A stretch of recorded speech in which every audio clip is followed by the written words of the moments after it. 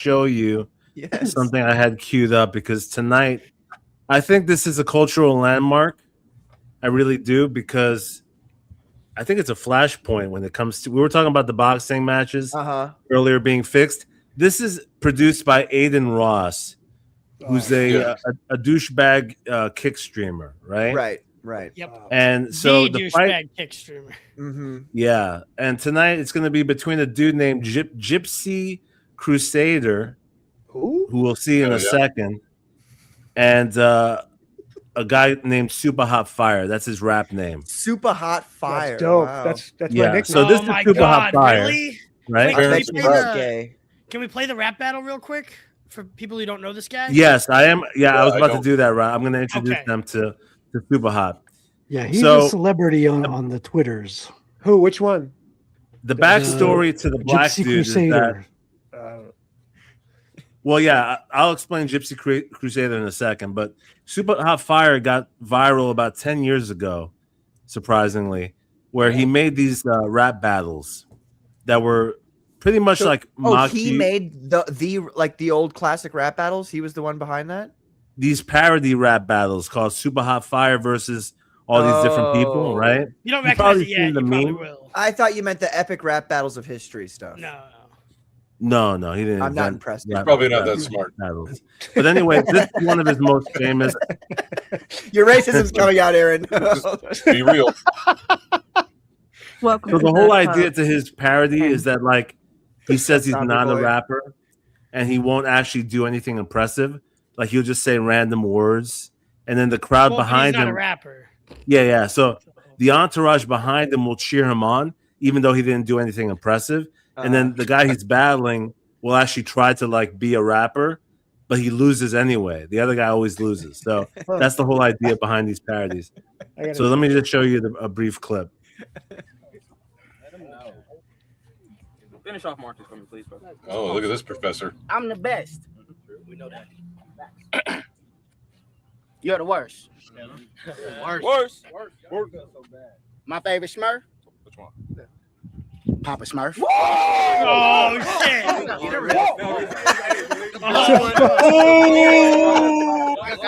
Oh my god, that was so hardcore. I hit home runs. What a baddie. Yeah. No bad. Just teach. I'm ready to throw my underwear. No hat. I'm gonna have. Quit playing, bro. Quit playing, bro. Spit.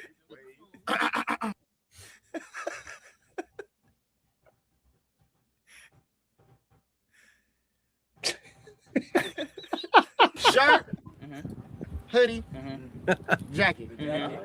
What's that? I'm super hot. I already knew where you was going. I'm super hot fire. But I'm still cool. Damn. Okay. Sub-Zero. He cooking. He went cooking. to Cranbrook. That's a private school.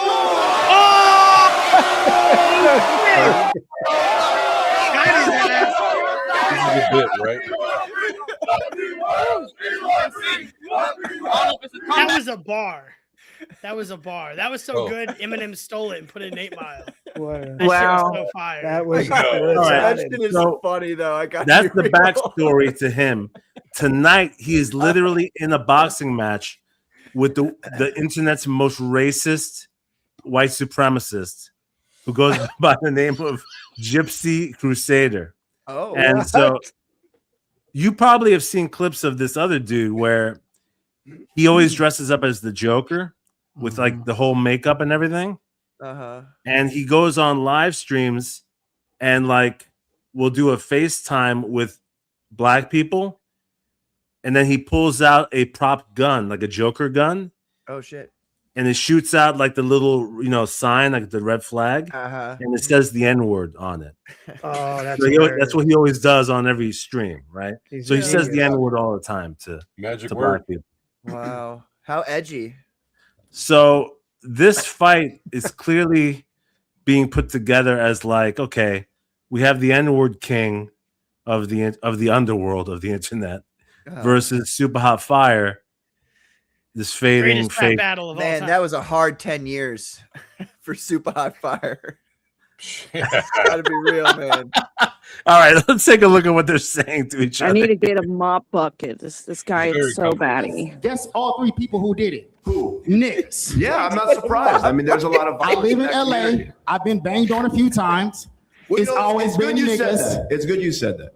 You know, at least I know I'm not crazy. But what's wrong with that? It's done wonders for me. But you know, just for a peace offering, I brought you something. I brought you something. Shit. Okay. Oh, here we go. Oh shit. Would you bring him? Oh my God. Wow. For me and you, you know what I mean? I think this would be. I know a lot of guys, you know, that are in your. You guys don't guy really next like to me. him is laughing. So I wanted to bring this to show you Guy that next to him's hungry as shit. I want I'm to back. be standing in solidarity with the damn. community.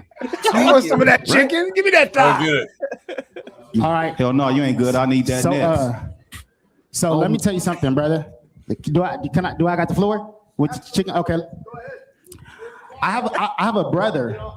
I did forget the watermelon. I forgot the watermelon in the cart. That's Oh whack. my That's God. look. I have a brother. Wait, Whack, why are you saying where's the watermelon? He gave me permission to do it. Really? Yeah. He told me to do Sucks, it. though. Gave him a black He card. said it's all right. Oh, Is it it's true? seedless? It's not real life? Oh, okay. My bad. I Is need to Aiden cut you off, Ross Super wearing a Hot. Go ahead. yarmulke No, there? I'm just saying. Yeah. Sounds like it with a name He like acts racist, but he's not. My Okay. father has 2 kids the same age, me and my brother, and we're not twins. He had 2 women pregnant at the same time. So my mother hates my father. So Okay. What is your I relationship? was What born is in your a hating relationship niggas. like with your My father? mother hates my dad, so I was born in a hating niggas. Is your relationship like with just that very start good? hating niggas. As a No, baby, I you was mean- nigga hate I mean, around no, me. it's Is what I'm trying to tell you. Oh, so you've been hating for? Oh, you're like You're superiority not. to it. You're not racist. Right. Nigga, You've got more time in. hating Listen. them. Listen. You gave me a compliment yesterday, right? Yeah. I would never give a compliment. You don't even hate niggas as much as me, bro. Trust me, I can't stand niggas. Damn. I can't stand them. And that one guy I in the think the back difference laughing. between me and you is that you guys don't seem to have a lot of, you know, moral fabric. I still have some of mine. I think that's the issue. Damn. Dressed as Yeah, a- I agree. That's what I'm saying. So that's But why you- I didn't but- pay but- you a compliment, but I mean, I guess You can't. do it I for would your never own. do that, bro. I have too Wait, much okay, hatred in my hold on, heart. Patrick, pause, please. So the guy who dresses as Joker is talking about moral fabric, and the guy who is a black guy is talking about how he's more racist than the racist. They're doing Yeah. this promo thing wrong. Yeah, I know. They're totally screwing this up. Yeah, Like he's not taking each supposed to other's agree. You're not supposed to Yeah. agree with the villain, right?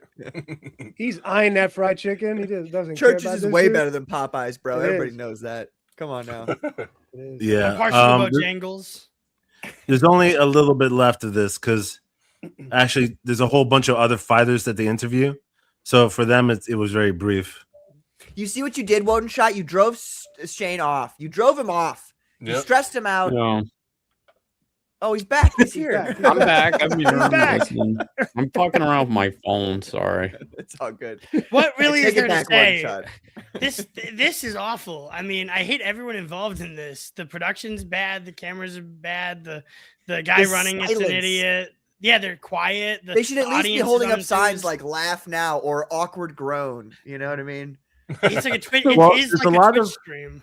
Ugh. There's a lot of meta going on here because the strategy, Super Hot came up with the strategy of saying, I'm more racist than you. So he's trying to like outshine his racism, right? Yeah, take But then his power. later on, they mentioned the fact that Aiden Ross, the guy putting this on, apparently Aiden Ross is wearing a small hat, right? Yeah. What is Yeah, that? yeah. I thought it was just an ill-fitting beanie, but No, he's apparently very not. famously Jewish. He had a falling out with. So the Kanye. meta from the white dude, right?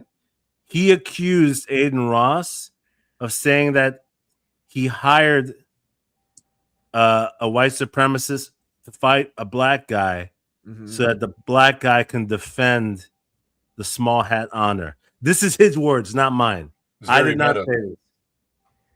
What the? This whole thing is fucked. I really hope influencer boxing dies. Fucking Totally retards. fucked. Can we All just right, get let's- to the point where they beat each other's brains out? Let's do that. I want to go to the highlight. There's a better need- highlight We later need like a on. Nate Diaz there to talk shit. Yeah, dude. Nate did. I haven't seen you wear a yarmulke in like 4 months. Are you wearing it to remind Gypsy you are Jewish? I'm reminding Gypsy to understand that, the Jews are in the presence always. Okay. All right. Now I got a question for Super. Super. He's hungry too. If the outcome tomorrow is Chosen go in your one. favor, you feel like there's going to be some damage done to the black community? I'm going to knock him out, and then after I knock him out, I'm gonna that scam because he talking. So I'm gonna go from him to scam. So that's what's gonna happen. There's no me losing. It's gonna be the best performance you've ever seen from me. Probably the best performance you've ever seen in your life. Did all that training, all of that woo wah woo shush you were doing on the beaches, that was gonna help you out? Shut up. That's all that. I haven't even seen you hit a pad or a bag the entire time. I'm gonna hit you. I haven't seen you I'm gonna hit hit you. anything. I'm gonna hit you. Did you even train? I'm gonna hit you. You didn't train at I all. like I'm the gonna white hit you. guy. Shit talking ever, Chris, dude. and I know This is horrible. well then since the 4 Wait till you months see you him didn't square off. you're never in the gym. Oh Listen my to me. God. Every time. No, Listen be to me. real. Listen to Be me. serious. Listen to me. I've been in like 5 fights. At the end of all That's my not what I fights, asked you. I asked you from your last fight to now.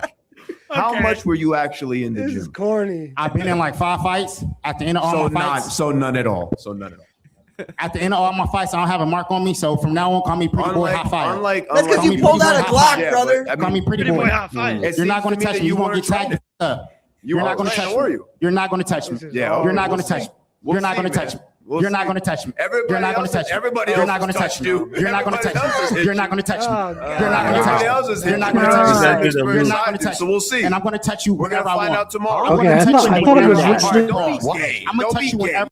Wow. Oh my Jesus God. Christ. I thought I was listening to a bad I YouTube hate- edit, but this guy's like a 5-year-old. Can I say something? Like, I hate when they do that. Like, they repeat the same line over and Yeah. over and over. It's obnoxious. Oh my Well, God. Wait a it's minute. that My money's on childish, the white I'm dude. just gonna keep saying the same thing till you stop talking, kind of thing. Katie, what do you mean they?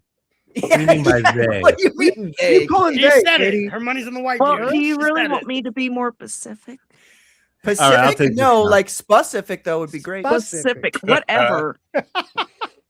Wait, we don't get to see one of them knock the other one out after all that? Well, no, the That's fight's happened about to yet. happen tonight. Oh, it's tonight. Oh. Yeah, in about an hour, it's gonna happen. Yeah. Next week's show, we better get to come on here and laugh at one of them. We need to get knocked start Yeah. streaming on Rumble just to do these fun things that YouTube would, curtail. You mean could like do that on Rumble? streaming the fights, that kind of thing? Yeah. Actually, we might still be on the air by the time they actually start the fight. So I'll keep you guys posted. Yeah. This is how Katie feels about Super. Yep, Wow. pretty much. They're very. I don't know if you noticed that, but He's not being very funny there. I expected comedy from that guy. I mean, his name is Super. So, yeah, he's definitely He's funny. got that Eric July thing going where his friends all gassed him up for being the leader of their crew. yeah. Like, he's the coolest guy he knows. He's the Whoa, most dude, famous, you're so great. funniest. Yeah. That'd be a good fight. Who's Eric July versus let's see here. Let's Super see. High Eyes. Book. Laser Eyes versus Eric July. Some other Joker. Like Shine. Nick Shine versus Fuentes. Eric. You know? Eric July versus a No, we gotta build up the racial tension, you see. You know, Yeah. part of Racial the- tension. You got Right. it. You got it. Then you got to put Eric July up against a similar black person that he's competing with. Like him versus Epic Mike. There you One of go. them has to come out Johnson. with their reputation. Speaking of Eric, Janssen Who's was more telling me black? today that Guys. the black community is actually turning against him on his book. Is that true? Yes, because there's been several How does Janssen know videos. this? Well, hold on, Patrick. There are a couple of videos that I had sent to Ethan, and I'll send them to you, Shane, if you want. But yeah, there's like 3 or 4 black men that are detracting Eric, and it's mainly politics and stuff. It's not really comics at all. It's his politics. So Silence is violence. His I'm apolitical shtick doesn't work with other radical black guys. Art Ida says Eric July versus debt collector. Can you imagine if Eric July loses his black card? Oh my god. That would be so funny. Like Eric July is gonna suck as a white guy. You got to do country music. Oh my god! Oh Can my you imagine God. him starting that grift? Yes. Doing country Watch, music. watch. I'm in Texas now. My name is Yeah. July. Right. This song's Oh, about he'll be whiskey. square dancing by next My year. grandpappy, Awesome Knox, If what he taught me about They pissed on my grandpappy. Yeah. if he does that, the South will rise again. Oh, Shit. damn. Oh man, could Wow. you I've been imagine waiting if he for this gets South Katie, you got deported? so much hate in your heart this So much- evening. so much are white you doing hate. all right? I like it. Well, I have nothing but love. I have nothing but love. Sure It's you do, so Katie. negative this Sure you do. evening. Because you said to be I heard today that Texas Oh. is actually turning blue, though, potentially. That's what I've heard too. Yes. And we know that the major cities are responsible. What is it? Austin. It's Austin, yeah. Texas. Yeah. Yeah. And Houston. My siblings used to go to school down there, and they said that's what was going on. It was just all the liberals from California were moving into Austin. It's what it is. It's like LA, Ruining New everything. York. Yeah. That's what Austin is now. Crazy. Isn't that wild? Like I feel like if you vote for a shitty person in office, you should be forced to stay in that state until that person's out of office. Well, Jasmine Crockett lost, and Yeah. I think her security guard killed somebody, or he got killed. That's the Damn. news right now. I was Oh, like, yeah, what he got the hell? shot. He got Yeah, shot yeah. up, by the sheriffs for impersonating an officer. They have it on video. They blasted him in the car. Damn. I was That's how you like, do oh it. shit, there you go. One less black. Well, liberals are coming for Nashville next. I didn't say So that. aggressive. Clip it. Clip that. Who said that? Disavow. Disavow. Yeah, I'm out. I'm out. Oh my god.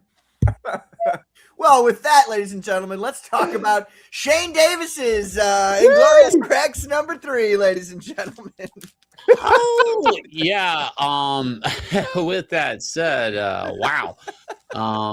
Way to go into that. Right. Yeah, we're running a second chance for this. And guys, jump on board if you haven't, because I know there's a lot of people that are like, I'm not sure if I'm sold on this concept of monsters fighting in the comic. There are those people. So here's what I'm going to say. You can buy 1 and 2 on our site, and it will ship out next day from our shop. Or you could save yourself some money and get the collected edition in volume 3 and order it all in one.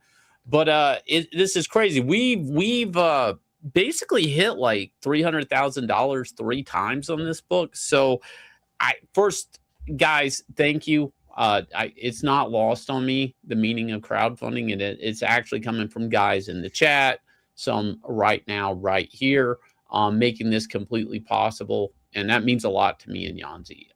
So first, thank you for that. But we are trying to raise some more money here because we are, wanting to build a crowdfunding site outside of our own. And we're going to use our own funds. So we are trying to raise some money on this campaign. But we have beaten Inglorious Rex 2.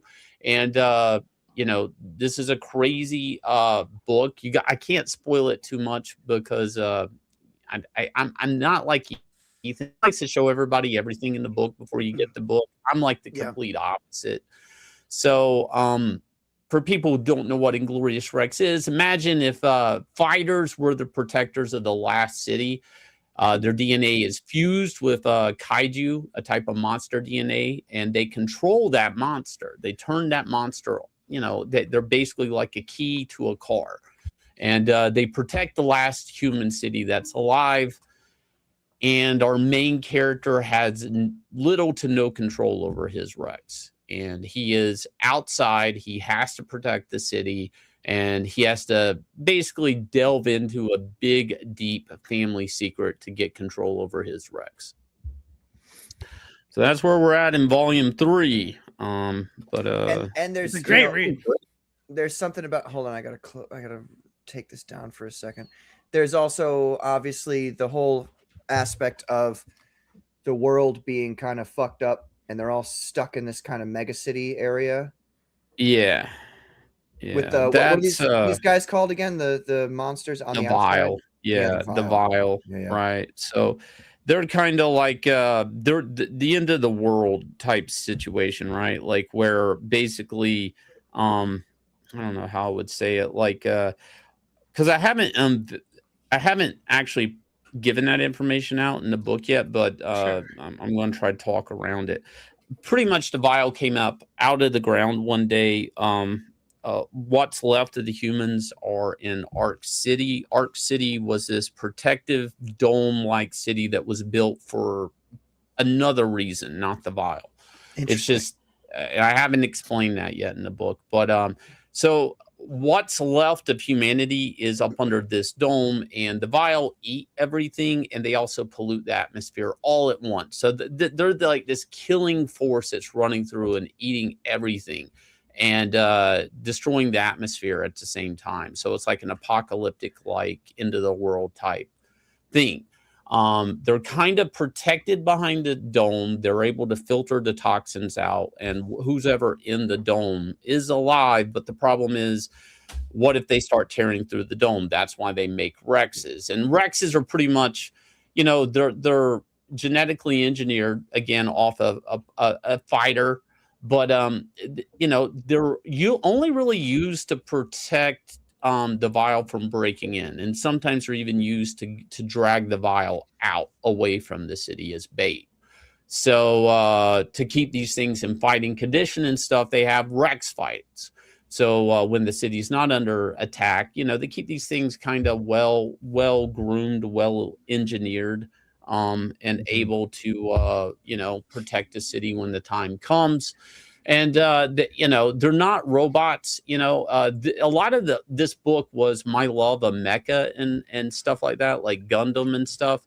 But the idea of it is what if, wouldn't it be easier than repairing robots if the robots could heal? If they could get stronger even. So that's kind of what led me into the whole concept of genetically engineering these weapons than rather building them. So they're able to get stronger through their fighting. They stay well conditioned, but they're also trying to get these things to hit evolutions. Now, evolutions can be anything from having stronger kinetic attacks to actually growing wings in some cases. So again, that's another reason they fight these things for sport. Can I show the double page spread of King Vial at the end of 2? Yeah. Okay, I just want to show people that really quick because it's fucking amazing. You really went all out with the spreads at the end of this book. Yeah. And that's a big issue. I have more spreads in 3. It's crazy. I might pull one. You guys, up here, if you can see right down here is 232 and what's her name again? Atomic. And Razor? a razor. Razor. Yeah. I know Pilot's name. I forgot the monster's name. How dare you? Yeah. I'm sorry. Honestly, Shane, those double page spreads are so beautiful, and it works so well with the book. Like I don't mind them at all. I like them. So no, they're great. They usually take more time. Yeah. So that's the problem with them is they usually they take a lot. When you're writing the book, do you write those spreads in ahead of time in the script, or is that something you improvise as you're drawing them? They're in the script. You kind of have to, or you'll end up with like an Eric July type book. So what I mean by that, and I mean this in the nicest way. I think we all know what you mean by that. Yeah. We get it. We get it. Go ahead. Yeah.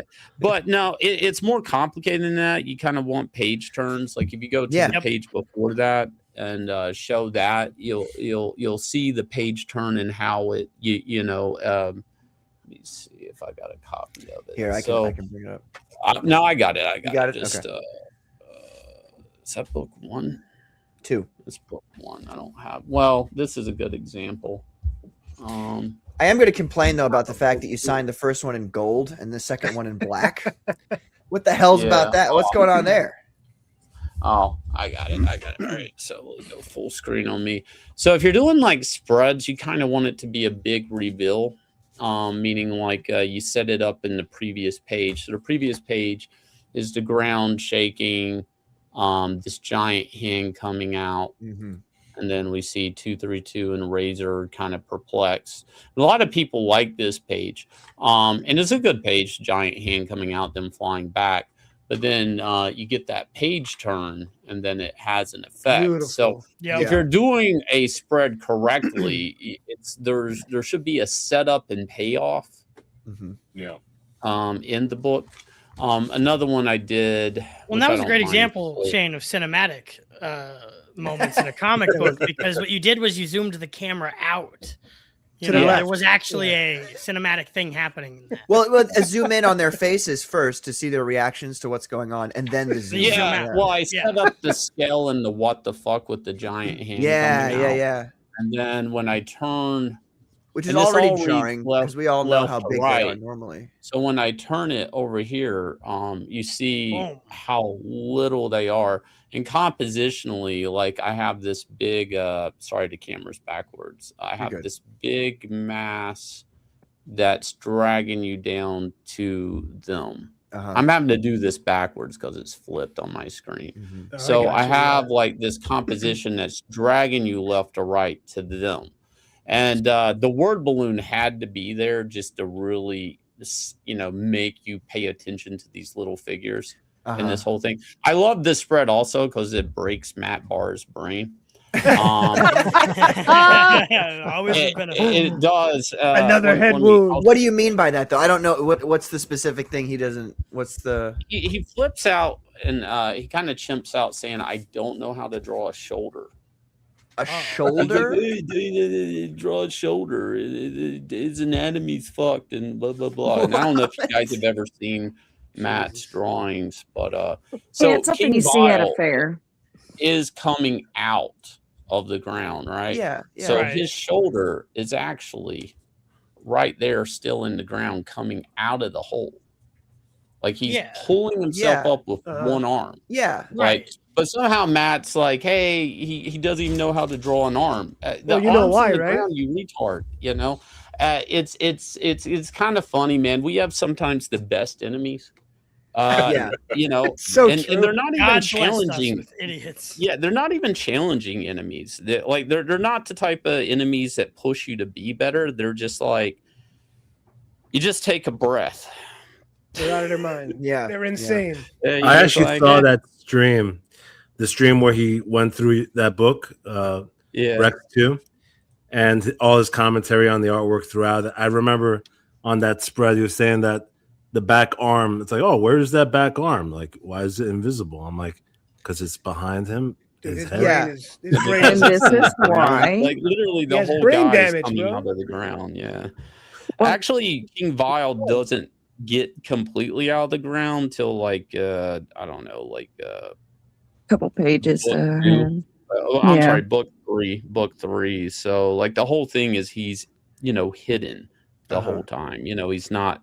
He's still in the ground, kind of coming out, and then we get his full size and everything in Rex 3, and his abilities. Like some people have kind of figured out who he is.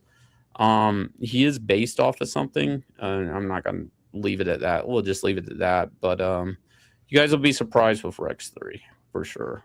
Honestly, Shane, can I ask who? This might be a dumb question. Who did the coloring? Who does your colors? Jason Wright. Beautiful colors. I really love his. It's really good in the book. Like it's so eye catching and it's just gorgeous. So.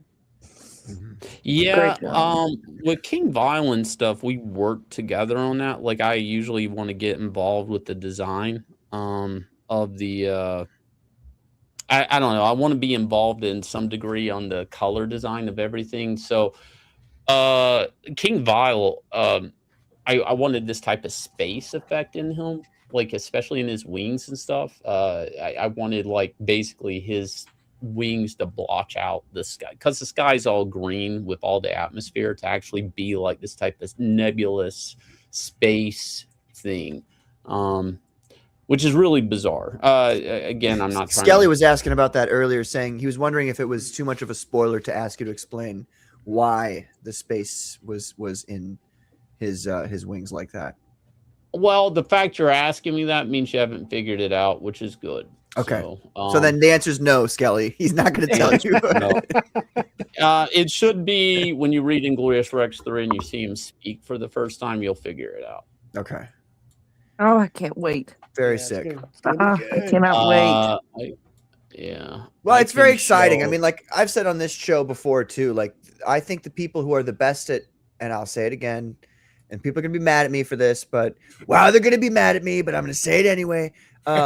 The two best like artist writers in Comicsgate, I feel like, are you and Aaron Lopresti. Like you both just naturally handle both of those aspects really, really well. And it's just exciting to be able, and I also really appreciate, because you also understand what like actual combat is like. So I can see you draw that into your books. And I really appreciate like, like even though it's monsters fighting each other, you still have it kind of based on actual MMA combat, which is really cool. Yeah, I try to. It's really weird because real combat. And another reason I got into kickboxing is I was working on Superman, Batman, and I drew like a spinning elbow. It was really weird with Batman, and I knew it was wrong, and I'm trying to reference it, and I was like, I really don't. I'm sitting here drawing like characters beating the shit out of each other, and I'm tired of drawing the same one punch. So I was like, what else can I do, right? So I took a class, and that's when I kind of got into it. But here's the thing: I'm a big proponent of how to draw the Marvel way. And if you guys look that book up, it's got a lot of you got to push the envelope. All your characters need to be drawn like throwing haymakers. They need to be off balance. All of this shit. I mean, I try to work this stuff in as much as I can, but it doesn't. I'm trying to figure out how I want to say. Sometimes it doesn't read right.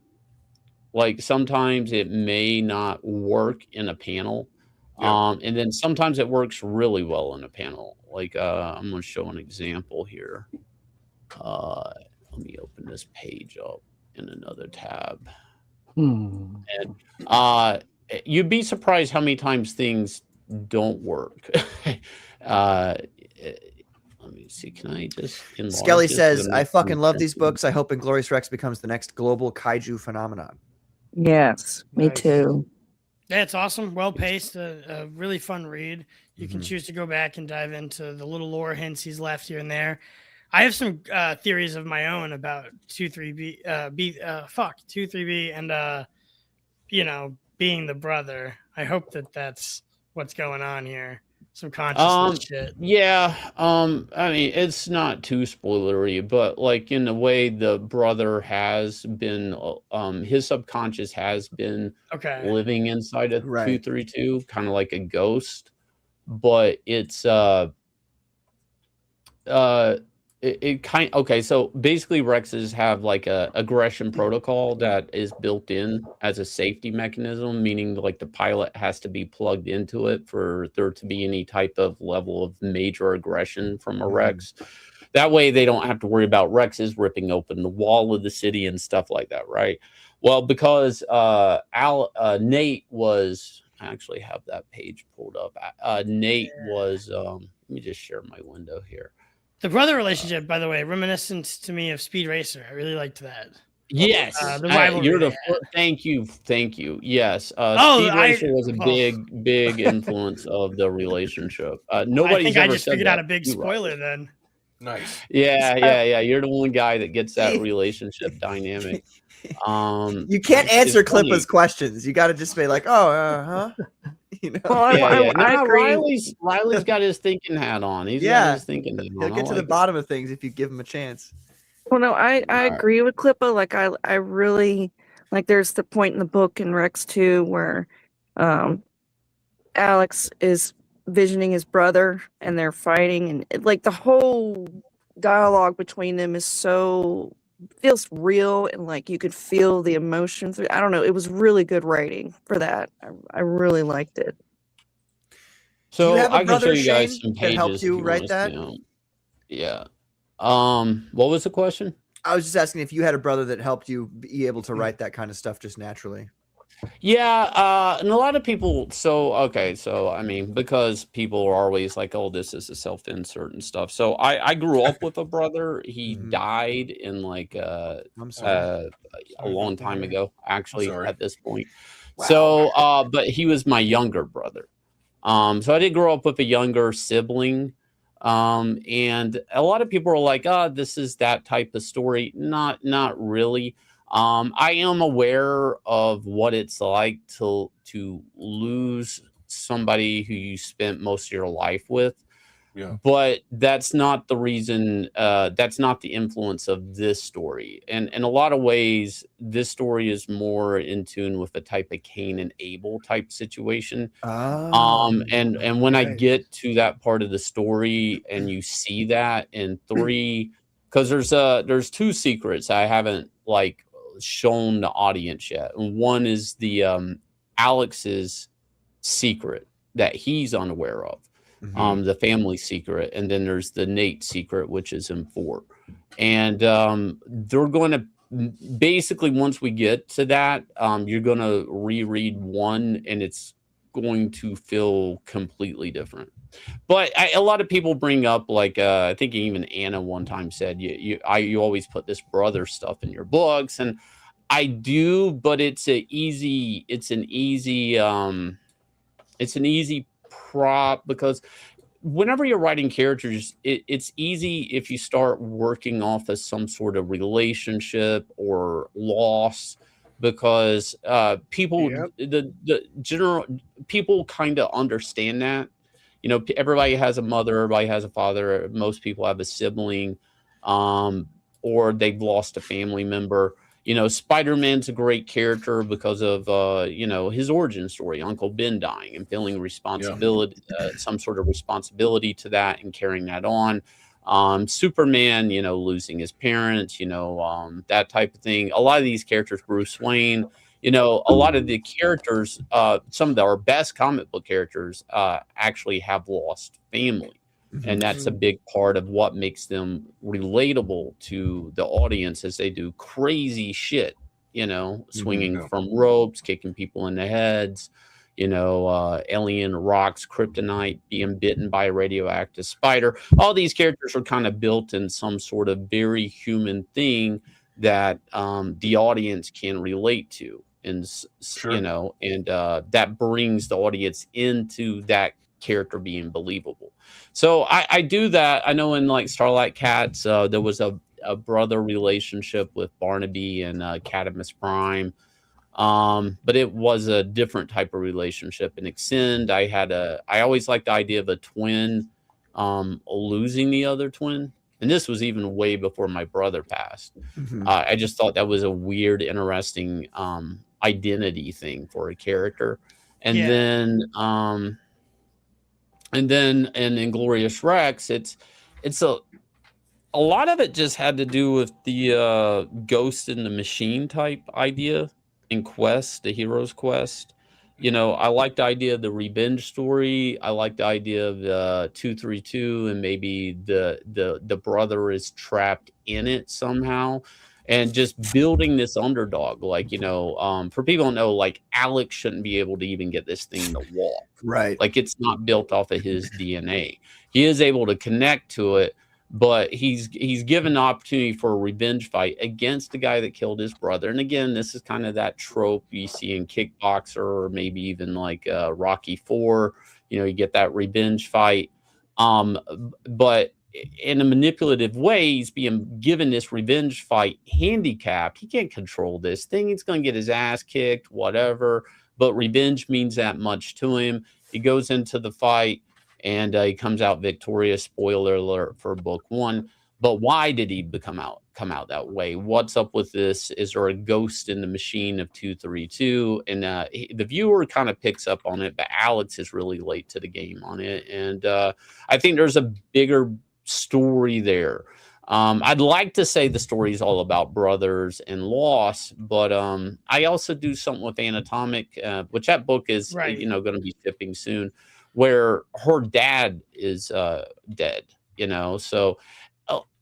And I get people want to say, Shane's just writing about his dead brother. My brother was younger. My brother, a lot younger than me. It was a tragic loss, but that's not why I'm writing it this way. There is a story that I'm getting to, and you guys will start to see in 3 where this is going for sure. But here are some pages. These are actually from 4, by the way.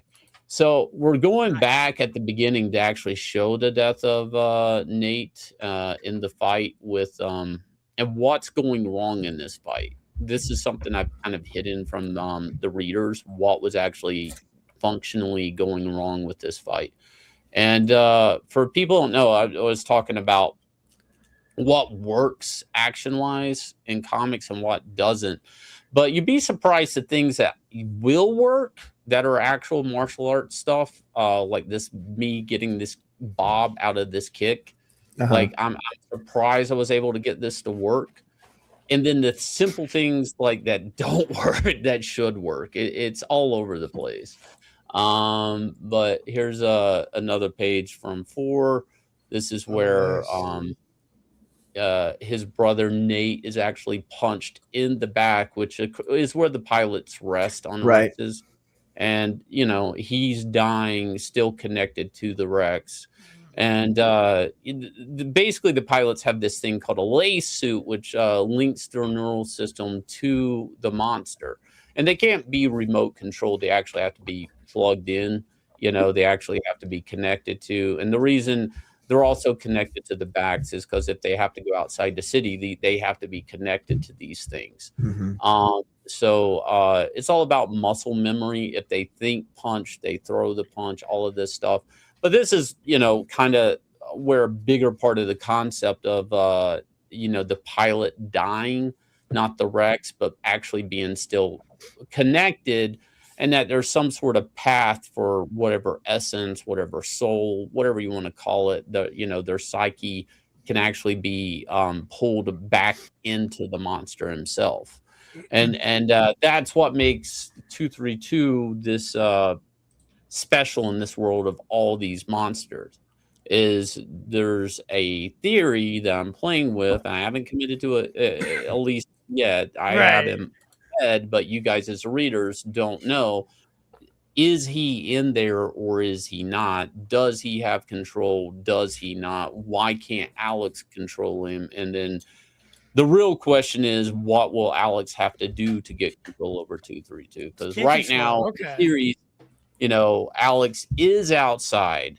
He is unconscious. 232 is operating on his own. The biggest threat they've ever seen has came out of the ground. Where do we go next? You know, and all this is kind of set up. Yeah, I mean, you know, I have a roadmap of where we're going. I'm just saying, you know, as the audience, you're like, where are we going next with this crazy story? Well, don't confirm or deny with any sudden movements that everybody can zone in on. Don't tell us anymore. I really, really hope that the Rexes are all growing their own sentience and that he was fighting back against Nate and that caused the fight to go wrong. I hope. Yeah, it would be cool, but probably not how you're doing it. Yeah. That would be cool, but they're basically built to not. That's why they have to have a human plug in. Is because if these things could operate on their own without a human, and really only 232 is the one that has been. That's why he's been the sparring Rex all these years. The defectiveness, is they could just knock a hole out of the dome. They could just get loose and run outside, and everybody in the dome, there's a hole, and we're all choking to death on the toxins. So, like, they're kind of born or bred or engineered, I guess, genetically engineered to be pretty passive until a human's plugged into them. And so, if and nobody, technically, the only reason Alex is even able to connect to him without blowing out his own, like, I don't know, neural system is the fact that he shares some genetic material with his brother. That's it. You know, that's the only reason that he's not dying, because a person couldn't just plug into 232 and then they would operate well. No, I mean, there has to be some similarity of the same neural network in a way. So technically, you know, like, and this was said by Anatomic in the first book, you're not even going to be able to operate him. Like, you know, you might plug into him, but you're lucky if you could even walk with this thing. And Alex, again, you know, I always liked him being this kind of stern, hard-headed kid, that doesn't care about the odds. He's just kind of like, he's getting up no matter what. He's the underdog. And that was my thing, is I really wanted this big underdog story, and I really did go in there and compromise my character the most I could to make him the underdog. Well, you did a really good job pivoting from the seeming success at the end of 1 to the conflict set up for issue 2, and like keeping him still the underdog in that dynamic, right? Because now he's like, well, fuck, I can't win this fight. It would suck if I won this fight. So he's almost having to be the underdog in that fight. So I really appreciated that. Yeah. And for people to know what's happening in 3 is, what you're looking at is basically Alex having to fight his brother psychically, in a type of internal psyche battle. Sure. And this is the one I was talking about. Yeah. Really good. Yeah. So it's and they're basically fighting for control over 232. I mean, it's kind of spoilery, I guess, but we don't really know the outcome of that yet. Or the execution, of course. Yeah. But your execution is great too on the page, Shane. People don't talk about this, but was this a lettering decision or was this like a writing decision when the letters fade out when he gets knocked out? Nobody's doing stuff like that. That was my decision. That's fucking cool. Yeah. That was awesome. Yeah. Yeah. His narration or the sports narration fades out when Alex is knocked out. And I'm like, oh, that's awesome. Yeah. So I mean, a lot of these are effects I've either learned from years of making comics. I'm like, these are cool things. I had to actually learn how to letter at one point in time, but I never letter. So I appreciate lettering, not to John Malin OCD level. I do appreciate lettering, and trying to use it as an effect. Yeah, whenever I can, I want to use lettering. Well, even the lettering aspect, even though it's the written part of it, it's still visual, so you still got to work that in.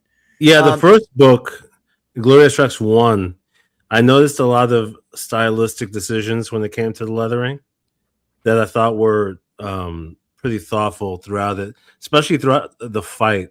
I love once the fight starts in like the last third of the book, I guess. There's a lot of moments like that, like what Riley just mentioned with the the fight cards too. I mean, if you guys want to, if anybody who's not a CG King wants to take notes from the big guys and know what's setting them apart, think about stuff like this visual storytelling elements to the letters, because John does it, like Shane said. John's really anal about it. Van Sciver always does. Like his characters sound when they're talking, you hear like almost a type of electricity or like there's a sound in the way that his letters are done. Yeah, Ethan does that in Cyberfrog a lot. They're done with, I feel like John talks mostly about just the placement of the bubbles, letters, more so than like the stylistic decision of the design of the letters for like sound effects and but in Godlike, he uses it to control the pacing. There's moments where with the shrunken panels, he uses the voices, the big booming like voice of God kind of lettering to control pacing too. So yeah, I got a couple of stupid questions for you, Shane. One is it's just one stupid question. The other one actually was supposed to be a segue. But would you consider this a double page spread here because the panel stretches, the second panel stretches across the whole thing? No, this is a double page spread. Okay. Because it's separated by the line though, right? Like you would still read the left side of the page first and then the right side? Okay. You see, so I gave an extra wide gutter here that's for the buckle of the book. Okay. Yeah. If I didn't, then these panels would touch. But it was two people that do these type of big open shots. This is like page 2-3 of the book, which is a lot. It's really easy to do a 2-3 spread because you have to start with page 1 on the right hand side, right? And then you just flip it and there's a big cinematic thing. So page 1 is basically Nate talking to his dad about like why they're not, something's off, but he's also telling his dad, we've been really too hard on Alex and we need to tell him the truth. All this shit's happening in page 1. And this is in the corner, ending time to go, and you open the page up and you just see, okay, here's here's Nate, here's 232, and then we're in that big fight that we know will take his life. So it's kind of planned out writing wise that way. But two artists that I liked them doing double page spreads like this a lot was Joe Kubert in his tour stuff did it a lot. His 2-3, he would do like what I call a panel spread, but you would basically take the top half or the bottom half and do this big epic shot, and that could be Tarzan versus a bunch of apes or whatever, and then break the other half of this page down into panels, right?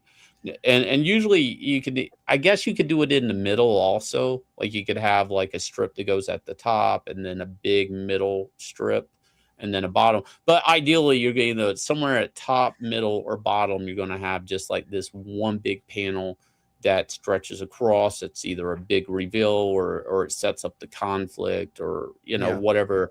And sometimes back in the day they would actually use this as a place to also do a credits box for the entire thing, or they would do like the story, like if it's Batman and the name of the story is Batman and the guy with the red hood, they would just put a big logo, the guy with the red hood, on this page. So the spreads of 2-3 have been kind of, it's kind of like a very good execution of technique that we've been doing in comics forever. People kind of got away from it.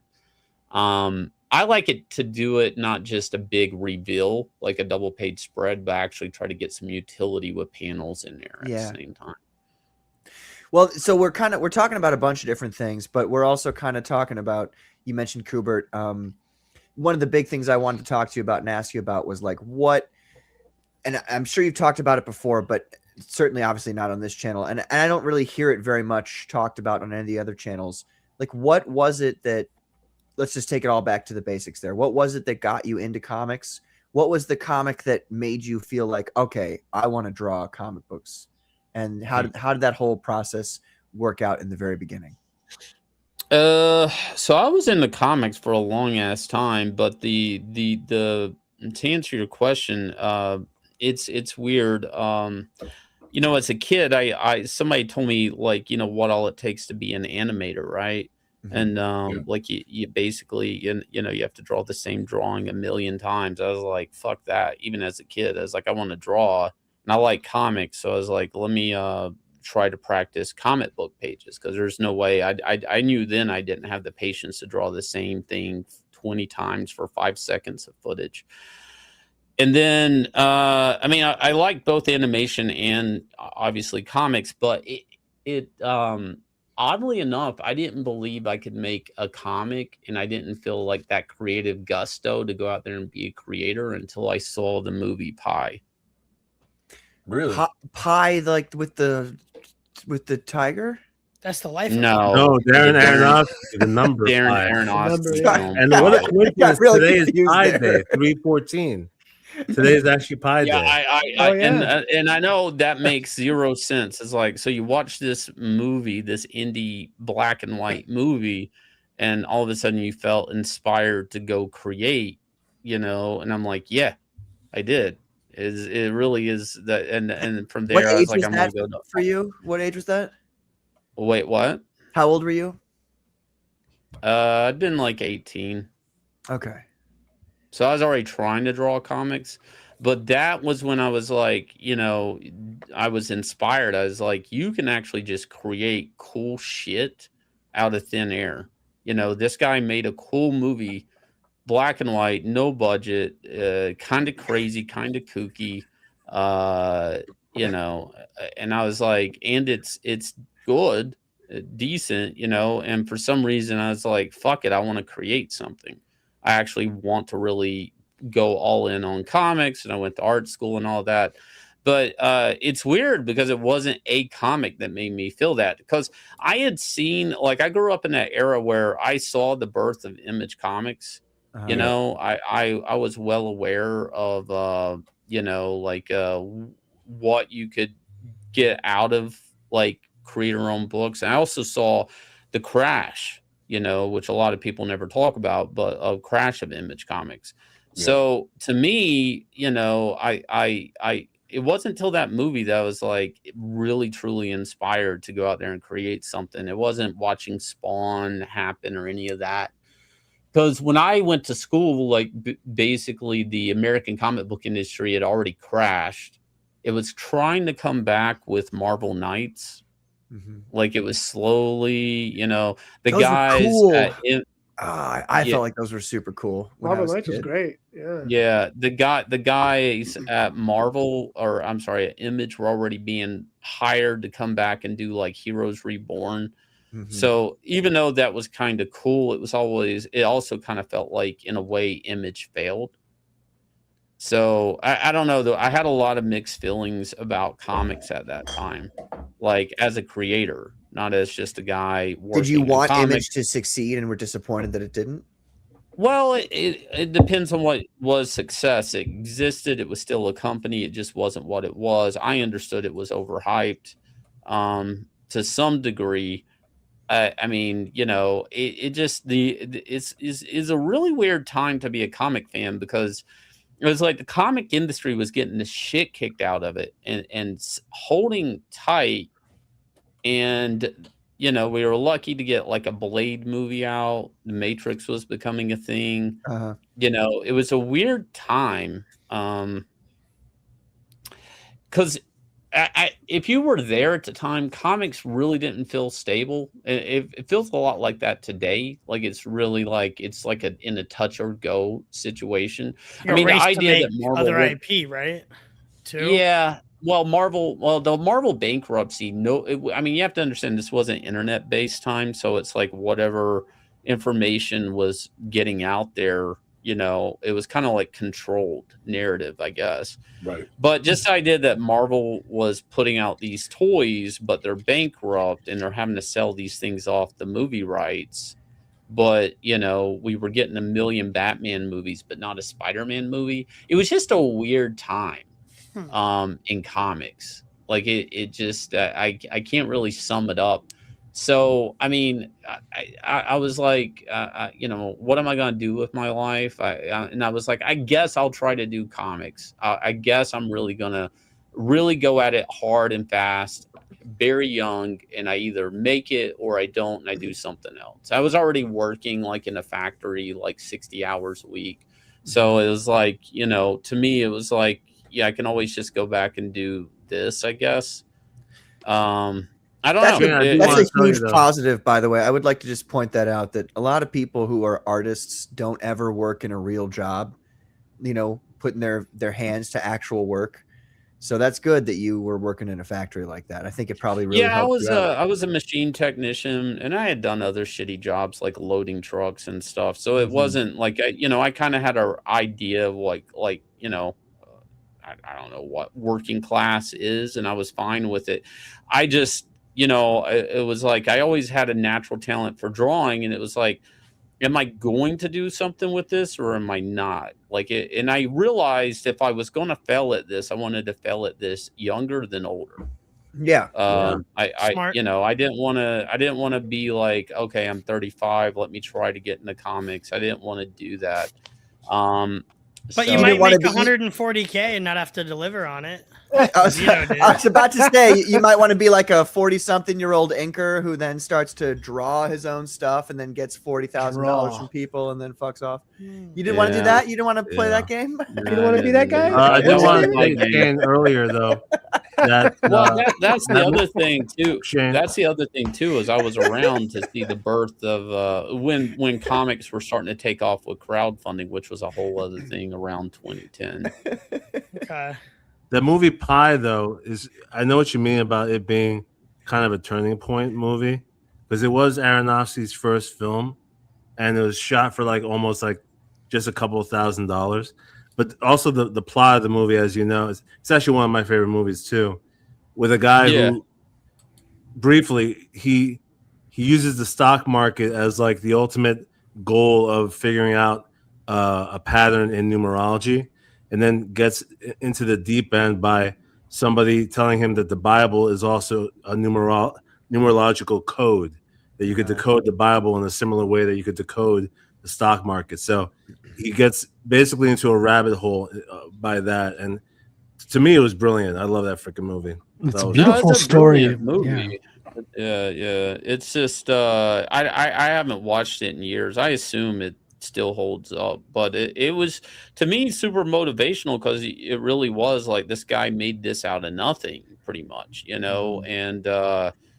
it's like, what's his excuse? He made a great movie when Hollywood was all like, superstars, who's the Arnold Schwarzenegger, who's who, the actors, the big budgets. And he told a story, like, it was like, hey, that's really cool.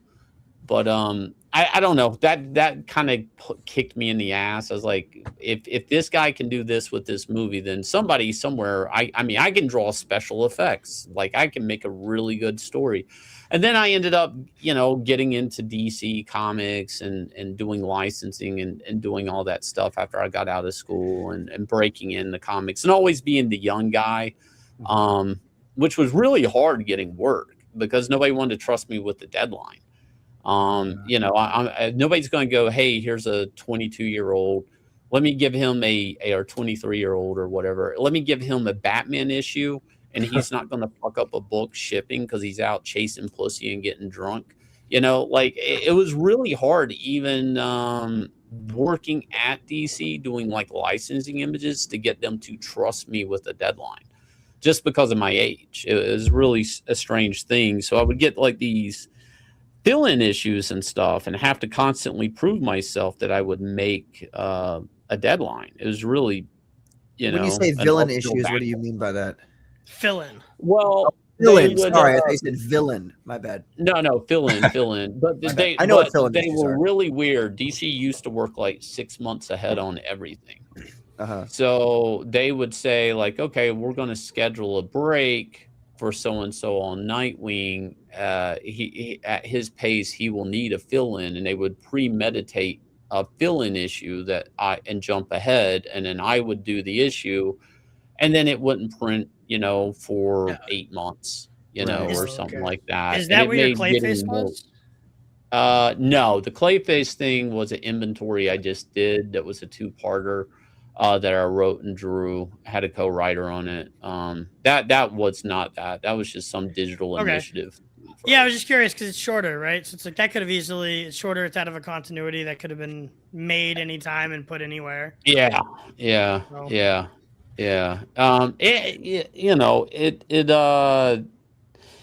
don't know. It's. And then I saw crowdfunding start happening in like 2010. I had friends that were doing some Kickstarters, and I was, seeing crowdfunding starting to even worry DC Comics, with certain creators. Like creators were earning the money that they would be paid to draw for them. Right. And I even though I wasn't participating in crowdfunding, I was well aware of people running Kickstarters and the fulfillment issues. And to me, even then, I was like, this is revolutionary, because you can basically, again, have your idea, going back to Aronofsky, right? You have your weird idea that nobody's going to do, but you can go out here and crowdfund it, and with a little bit of help and maybe make a big piece of art. Because even the creator-owned scene was so weird. It was either Dark Horse or Image Comics, but it was Image Comics. You have to get approved by them, and Image Comics was actually selling really bad at the time. I got a couple of people I want to say hello to. We got Jeddo Jaga 441. Thank you, sir, for being here. We got Wodenshot mentioned maybe tomorrow I'll get the big arch. I'm putting it off. The big arch, bro. I had it the other day. It's not that great. You like it? I like it a lot. It is too saucy. They put too much sauce. I'll pass. Sauce. I like I'll pass, sauce. bro. I'm a big fan. I The thought new it was Whoppers are a better. exclusive. The new Whoppers. Oh, you are like better. the sauce, huh? I thought they bet you fuck do. you. I thought fuck you, bro. Don't make me kick Got you. him. I thought that it was a St. Louis exclusive. Apparently, that's not the case, unfortunately. It's a But little it's sweeter a good too. sandwich. I liked it. And Isn't then we that a had sex move? Belmont Press. He St. says Louis hello. exclusive? What's up, Belmont? Thanks for being here, brother. Nice to see you. We got the Ultimate Kahuna. Yo, what's up, Ultimate Kahuna? And then Zebra Comics asks, at what age did their minds change about your level of trust or the level of trust they had in you? For Shane. Well, say that again. He's asking because you were saying earlier that you were too. We're done with the comments, Clippo. You can stop running. Look. Waiting for you You to got stop. exercise. Because you were talking about out. how they thought you were young and all you were doing was drinking and chasing pussy. At what age did they stop treating you like that? It was a while, for sure. Because it wasn't an age thing at that point. It was just like, okay, we know you can do 1 issue. Can you do 3 issues? Can you do 4? Will people actually pay for this? It was, I don't know, because I was still not known. And then it's like, hey, if we invest in a mini series for you, is it actually going to return into money? Like it was like, you're not a name. So that was difficult. This gets really dumb and boring, so I don't want to drone on about it. But there was a collection boom that started happening. So rather than have like an artist come in and draw a 2-issue Spider-Man story, now every Spider-Man story was 4 to 5 issues, and they wanted one artist to draw all of them. So it actually made, at a point in time, less work. Because it was like, okay, because everything was now being looked at, we want a solid trade with this one artist and then the next artist, and then they need to kind of be a little bit of flair or name to sell the trade, and it kind of threw the hiring practices off a little bit. I have 2 questions for Shane. I wanted to ask. We don't have time for woman. Well, you know what? You can screw up, Patrick. I don't care. I love America. I love everybody. I feel good. It sounds to me as though you're not troubled by any of this at all. This is a man's world. Thanks for reminding us of that. Every once in a while, we forget. What were your questions, lady? What were your questions? What was it? Anyway, Shane, the first question I wanted to ask was, talking about the industry and stuff, looking back at your time at DC Comics and, in the career field and where you are now and what you see what's going on today, do you feel like these new artists that are coming into DC, Marvel, you name it, didn't kind of put out really terrible art? And do you feel like it's sort of a slap in the face to you and the professionals, in a sense that what I'm saying is that you guys actually had to bust your ass and be really good at your craft in order for them to even look at your portfolio even longer? Now it seems like they're willing to take anybody that's fresh out of college and do you feel like it's a slap in the face to you, like to know like all this hard work and now you got these young kids coming in here and these young folks coming in here and not having to put in the work you did? Like, it's I'm gonna try to be precise with this because this could go on for a long time. That's a broad question because because this is why we don't let her ask questions normally, Shane. I'm sorry. I know, but first I'm going to tell you why it's a complicated thing, and I'm not going to go. I'm just going to give you a plain answer. Right. It's complicated because when I got into comics was changing. So I got into comics. Everything wasn't built for collection. Right. Like, right. There would be like, when Eric Larson was working on Spider-Man, there'd be like 2 issues of Spider-Man fighting Dr. Doom and he's on to something else. Right. So there were a lot of like story arcs, but maybe there are only 3 issues. I mean, Spider-Man wouldn't fight Rhino for fucking 5 issues. No. That's why half of these bad guys they can't use anymore because they're actually built and designed for one and dones, Juggernaut and stuff like that. So I saw the industry actually the format change, right? And then for the better. Now, what that caused is everybody to get more competitive because now, I mean, like, real story. I knew Frank Whiteley. and he was working on All-Star Superman, and it was historically late. And Frank Quitely's attitude was, because we talked about it, because I was working in the same office, is it doesn't really matter, because in the end, the only thing anybody's going to remember is the trade. So there was this big attitude that changed in comics, and that's where we saw Brian Hitch come up on Ultimates. Yeah, you know, we saw a lot of good runs happening, some super fast, like say Bagley on Ultimate Spider-Man. But you also see Marvel misship Civil War, and there was just this attitude that like there's certain books that they have to be done because there's a long-term sell of the book, and they didn't want to compromise it with fill-in issues and stuff like that by other artists. So a big part of my career was being like we want pedigree artists. So I had to pick being slower than faster to get the better job. Now, if you were a fast guy, you would have work doing shitty spin-off issues that maybe nobody cared about. So Gotcha. there was a real, in my time, a lot of, if I wanted to have a sustainable career, I had to draw better than everybody to the left and right of me. Yeah. Now, that doesn't exist today. And that's why it's like, so when you say, is it a slap in the face? To me, it's just a different machine. Like it's not the same machine. So I understand, like, it's a different environment. You know, they hire people off of diversity, representation. Nobody's looking at like who draws best, you know, and it sucks. It really sucks. It sucks as the creators. It sucks as being a more talented person. It sucks for the readers because they're the real victims because they end up with shitty comics. True.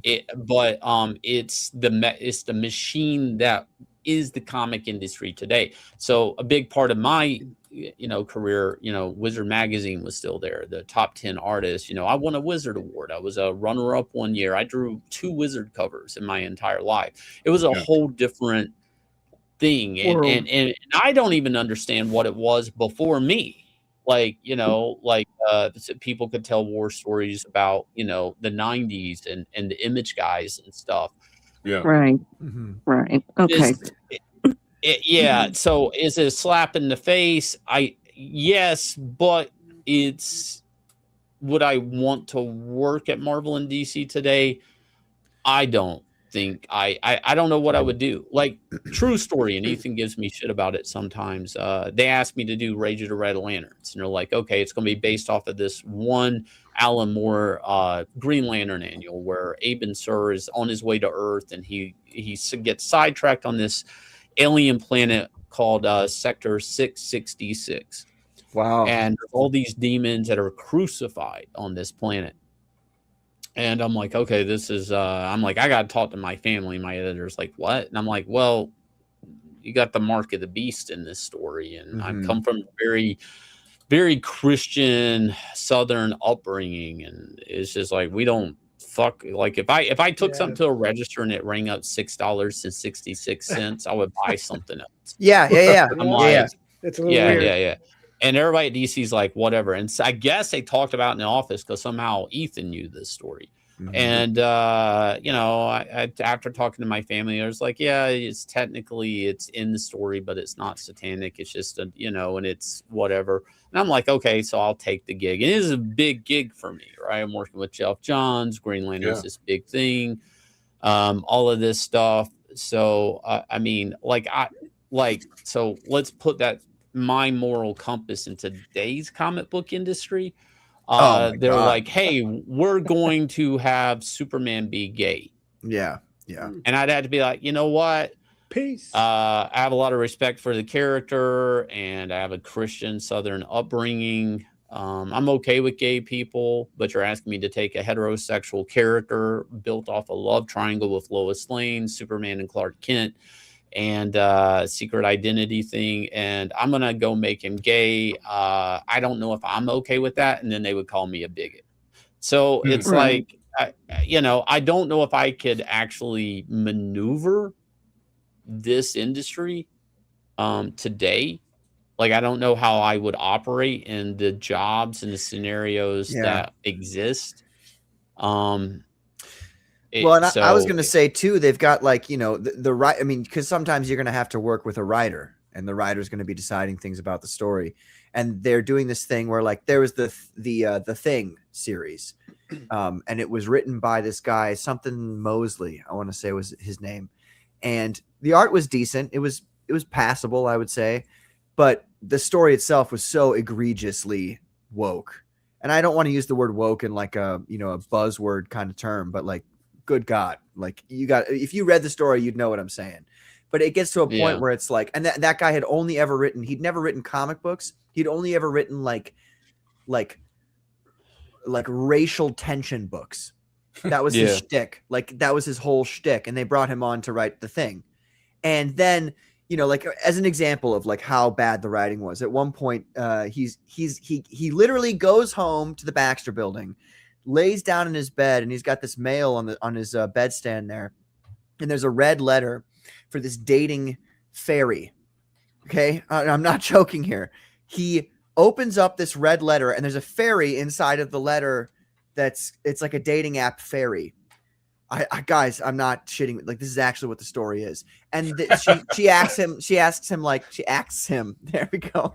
Asks No, him. I'm the DI. She's like, so what race are you? And he goes, non-white. And it's like, wait a minute. He's Australian or Austrian Jewish. Like, you could just say that. But he's got to say non-white. And I just imagine how difficult that would be for artists who like don't want to get involved, even if you even if you don't even have a strong opinion on that stuff, just not getting involved in all that stuff. And they're constantly pushing it. Like, it's weird. Like, if they ask me, like, hey, do this book, and I'm like, I kind of want to pass on it. To be like, because I was getting situations like that. They're like, why are you passing?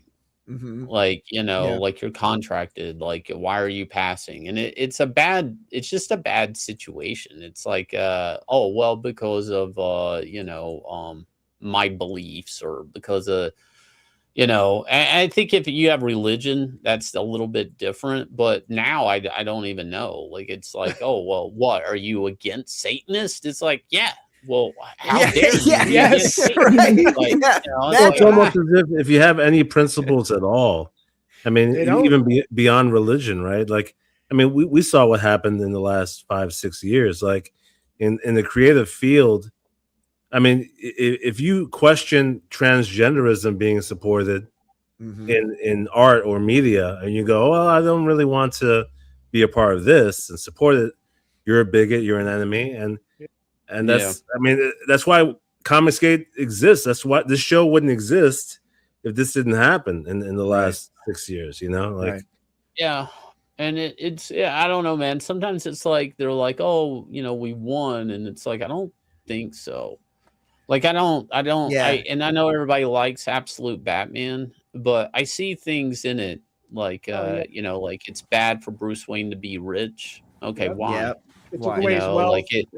You know, I see the propaganda, and I saw it right away when they were like, oh, it's you know, Batman annual versus white supremacists. I saw the cover. I'm like, oh, they all have white hoods on, and they're working class dudes that are white. It's like, this is MAGA. It's like, it's still there, and it's and people are like, yeah, but it's not like it was in 2016 or something like that. It's like, I don't know. It's not in the face. It's a little subdued in the It background. doesn't matter though. We used to have fucking high tea badass shit.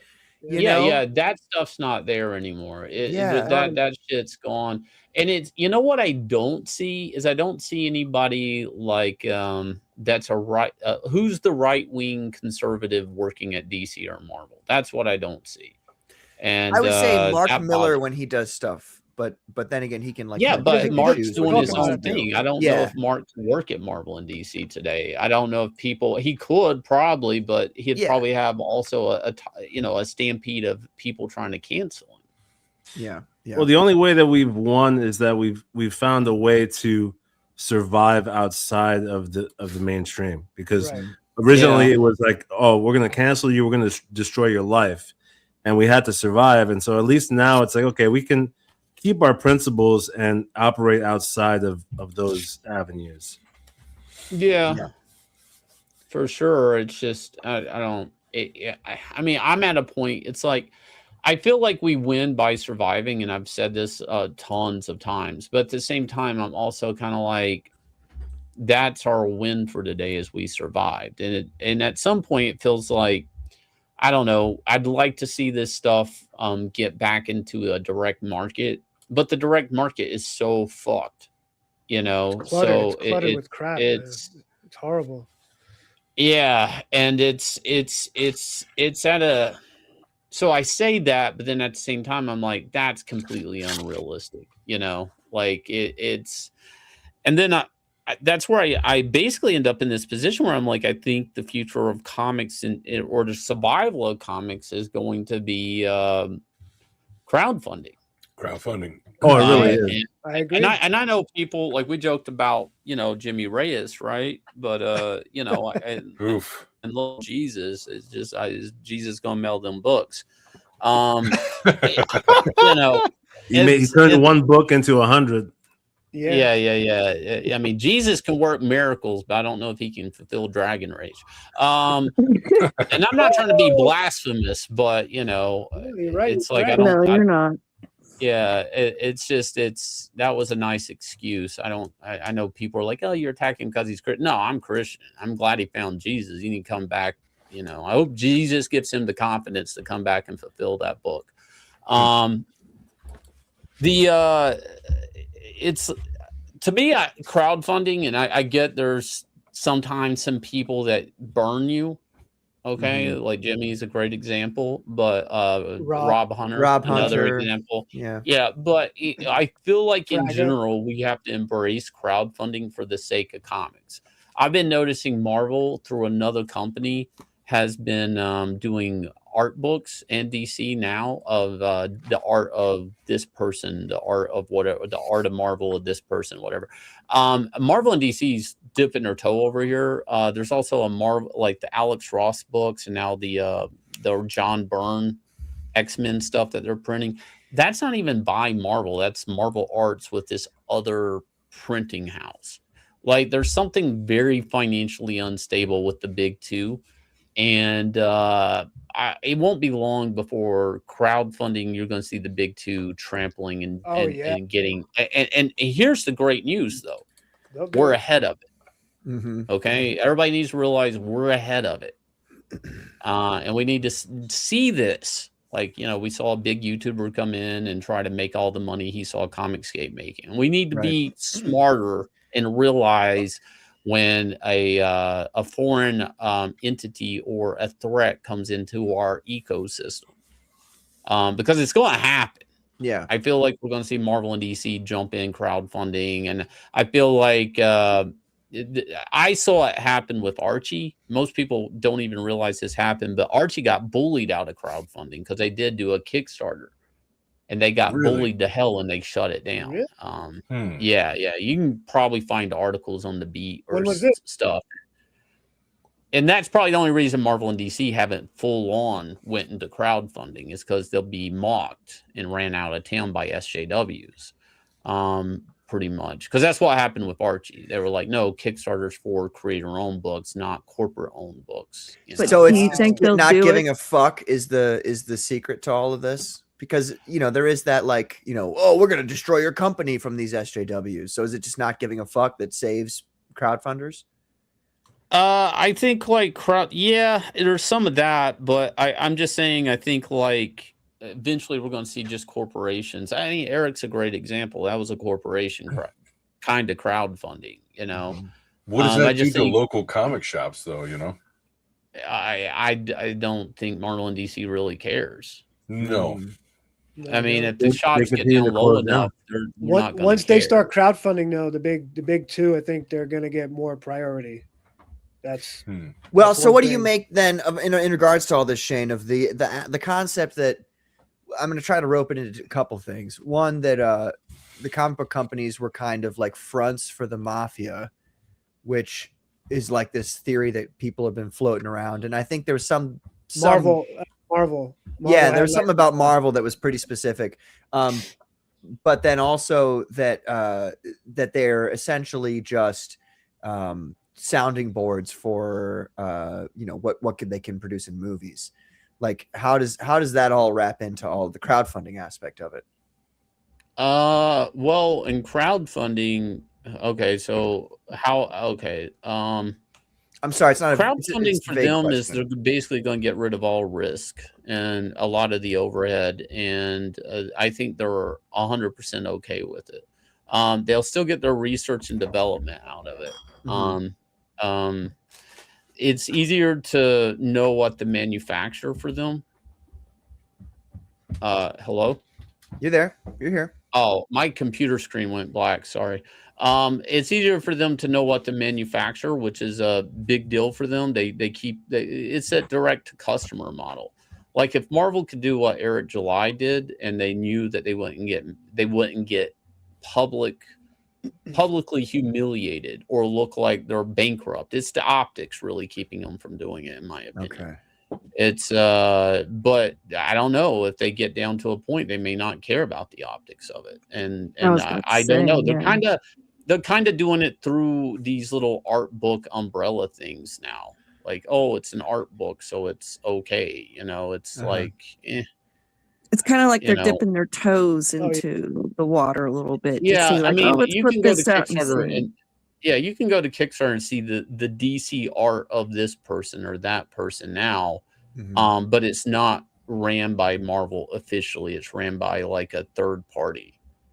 So it's this ambiguous thing where they're not, and I think the next step is they'll just end up doing that. They'll call it special boutique projects. I think. I think that's what they'll format, call them. more pages. Slowly slip into it. Yeah. Yeah, and then there we are. Well, they're gonna have to have some real all-stars, some real killers on those books, though, because otherwise, I don't think it's gonna go over that well. If they market it good enough, if they take over that space and they're they have a budget, so they can I don't know, man. Everybody talks about, and Shane, you can maybe correct us on this if you think we're mistaken, or I'm mistaken, because Scribed obviously, but I don't know if the book is not good. Like if it looks bad, like if I have the Marvel Unlimited app, right? Mostly because I like to do research. I like to look at panel layouts and shit, and I like to look at all the different writers that I love, and also I love to go read the old comics that I don't already own back there. But like, if you when you log in, you see all the new books, and it is such utter trite. Like it is such shit. The art is like how Marvel would make those books, like those the name is escaping me, but not Penguin, but like they used to make these books for kids, right? They'd be like more comic books for kids. And it's that level of art for like the top stuff, and it's like like the Squirrel Girl book or Devil Dinosaur book or something like that. The all ages books. Yeah. What the fuck is retarded? Like, I don't want to see. Yeah, no, it's well, that's the other thing too. So as sales go down, right, in books, which they have been since like probably the all new, all different, that's where we ended up with like Black Captain America, Woman Thor. I mean, that was the point on the map. That's when they're telling a retailer's arguing, I can't sell this shit, Iceman's gay, all of that stuff. That's like, that is undeniably a point in time in American comic book history. It's just a matter of how we look at it down the road, but it's there. If anybody makes a new updated book of it, it's on the map, and it probably fucked the industry more than anybody knows because whatever, the manga boom. I mean, now that they're actually doing homage covers to manga covers to try to get the audience back is I see them all the time. Every week there's a new one. But anyways, I mean, that happened, and I don't know if we're going to get past it. Now, remind me what you asked. Well, so it was a really vague and double-ended. We were just talking about what happened if Marvel and DC did come into the crowdfunding. Would they take over even with their crappy books? Right. From their marketing and the money. Because I was saying they'd have to have killers. They'd have to have. They'd have to rehire people they fired. How the books. Yeah, you were basically saying the quality of the books. This is the point I was wanting to make. So as the sales went down, the only way to keep the books profitable is to actually pay less to make the book. Right. So you're seeing an attrition in sales over whatever. No big spike in sales. When's the last big event that actually brought people to comic shops? New 52, Blackest Night? I don't know. Like I don't know if any of these events are bringing people in. Secret Wars, which was around 2015, 2016. That was so you end up lowering sales. You have to spend less on art. Well, how do you do that? You go to a bunch of pros, lower their page rate. Maybe some work for you still, maybe some don't. I know a few that did. They take pay cuts. The inkers, they start taking pay cuts. Oh, ink yourself to make up for it, whatever. To make up that money. But what happens is the real solution to that type of mechanism where you're still trying to keep a profit, but the sales are dropping, is to lower the actual quality of the product and make it normal for that to be the standard quality of the product. So my theory is they've actively been trying to make the books look like shit so they can pay less rates. So even if there was like this young, because we'll see every now and then, I don't want to call a name out, but I will. Anthony Gonzalez Clark, I hired for Anatomic. Why isn't Marvel and DC trying to put him to work? Right. Yeah. Right. Because he would fuck up the whole make the optics of their publishing line. Right. Like he would make people want more. Want to work harder. No, he would literally make no. He would make them look like shit, and he blows up their model of we're hiring this milquetoast watered down artwork because that's budgetable. Even if he worked at that budget, he doesn't fit in. Yeah. And especially if he came out of nowhere. So I feel like even for a young artist that's super talented, I don't know how like they get accepted, especially if they're not like the demographic. Like I was looking at Aaron L. Fetchy. I'm like, why is this guy, the work I'm getting out of him, like in our supplemental for Anatomic, I'm looking at it and I'm like, I don't understand why this guy isn't working on X-Men. Like I would have bought this guy on X-Men. I'll open the book up and show you.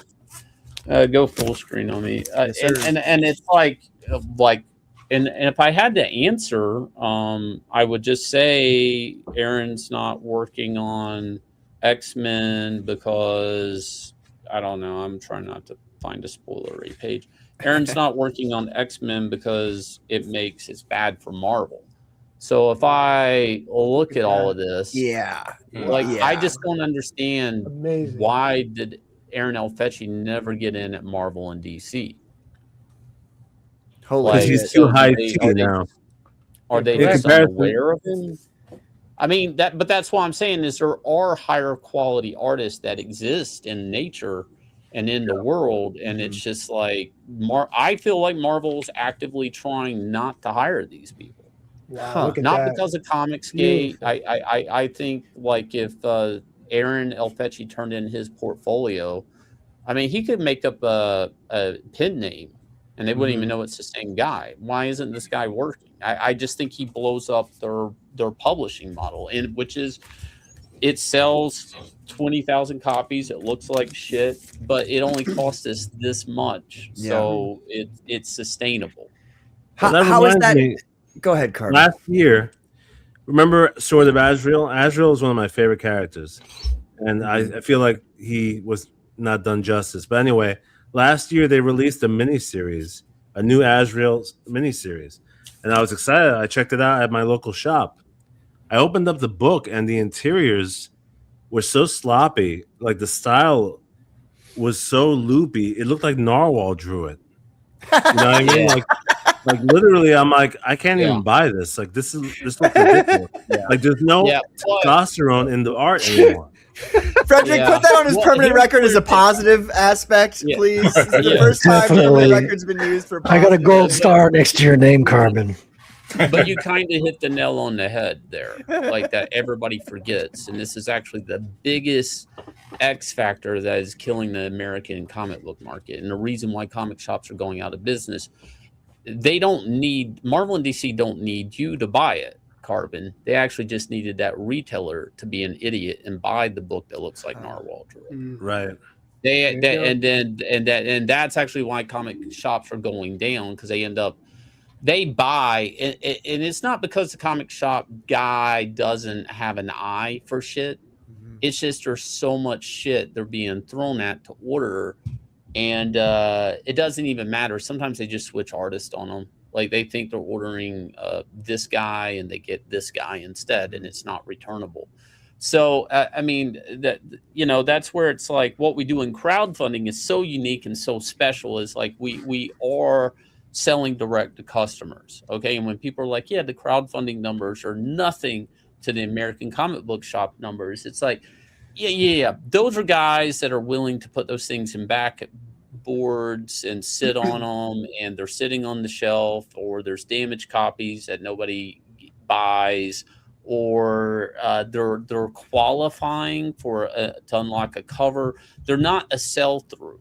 So there's tons of people like Carbon Heart that go in. The guys ordered it. They don't know. They're like, hey, shit, manga sells. I don't like manga. I don't even know what sells anymore. They order whatever.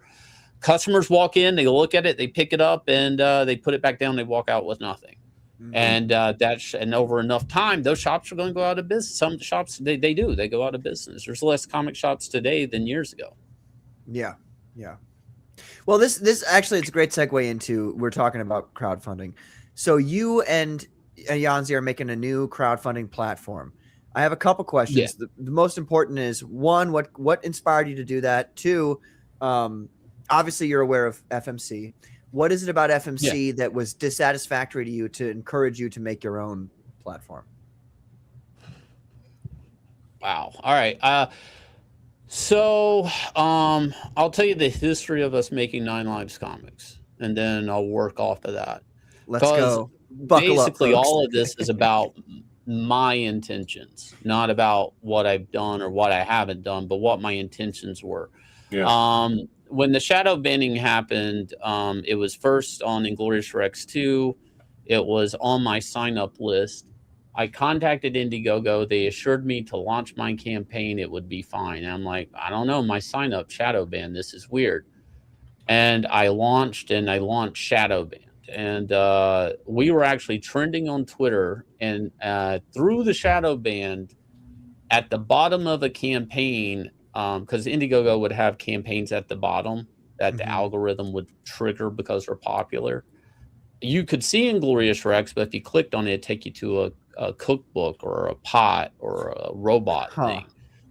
So I was the hype on Inglorious Rex 2 was actually punching through the shadow ban. But I wasn't searchable on Google. I wasn't searchable or whatever. And I'm talking to Yanzi, because she has her own business and she does coding and stuff like that.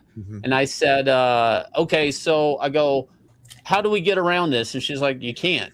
You don't understand. You're marked. You're not up on Google. And to me, that bugged the fuck out of me more than it probably did anybody. That was the first time in my career that anything I do in comics isn't a Google search away. Like because I was around really the quick. whole I'm sorry to interrupt you, but go ahead. Yanzi understood, like she, from her coding experience, could see that you were being shadow banned. Yeah, you could do a control something and you can pull it up and you can see the code that is shadow banning me. Like she could discover the actual code. Like it's there. Like, so anybody hitting the right keys, if you pull up the, read source, and if you know where you're looking, you can actually see the code they're putting in place to shadow ban me. You could tell Google. You could tell Google not to look through your site. So it's basically like they call them spiders. It's like bots that will list you in their readings, and you can say. I had a friend who had her website made by an amateur, and she had left the by default thing saying, Google, don't mark this website on the list. And if she hadn't taken that out, her website would have never been listed, because you're basically telling the search engine, don't list this. But people can do that to you? outside of Well, the people your who control. they can't because it's their platform. Yeah, It's their Okay. platform, so they're Fascinating. able to. I'm Crazy. a guest in their house. I'm a guest in their Huh. house. It's not my website. Right. So yeah, they're able to do that. I can work on my site and take my site offline where you can't find it and change the URL and put a code in to keep it from being found. Like, I mean, basically that's what they were doing with Google. So anyways, I had a problem with that. I'm talking to Yanzi. I'm like, well, how do I get around this? And she's like, you build a landing page. And I'm like, but then that doesn't make sense because I have to, I'm asking somebody to hit 2 clicks. I had an email come in from a customer saying, I really want this Dale Keown cover, but I'm having to find your campaign through BackerKit. So BackerKit would list it.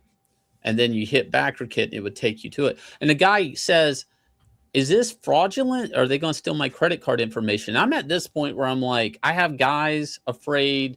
Indiegogo's put me in a place where I have customers saying, I'm afraid somebody's going to steal my credit card because I somehow I can't get to your campaign unless I go through BackerKit. And I'm just like, this is too crazy. And I go, Yanzi, is it just possible to build a site to crowdfund? And this was just me seeing a problem, and I how do you get around it? How do you get around it? And then that was like a eureka moment where it's like, I guess, and we're like breaking down, well, how would we do this? How would we get this to work? And then after I was done with Inglorious Rex 2, we were still working on the site, and we pretty much put it out there. To me, because of boxing and stuff, I just don't see getting hit and being where my opponent wants me to be without either trying to move or counter hit. Right. It just doesn't. I just don't. My mental. I don't see problems like that. I just like, I'm not just. I got to do something. I can't just sit here.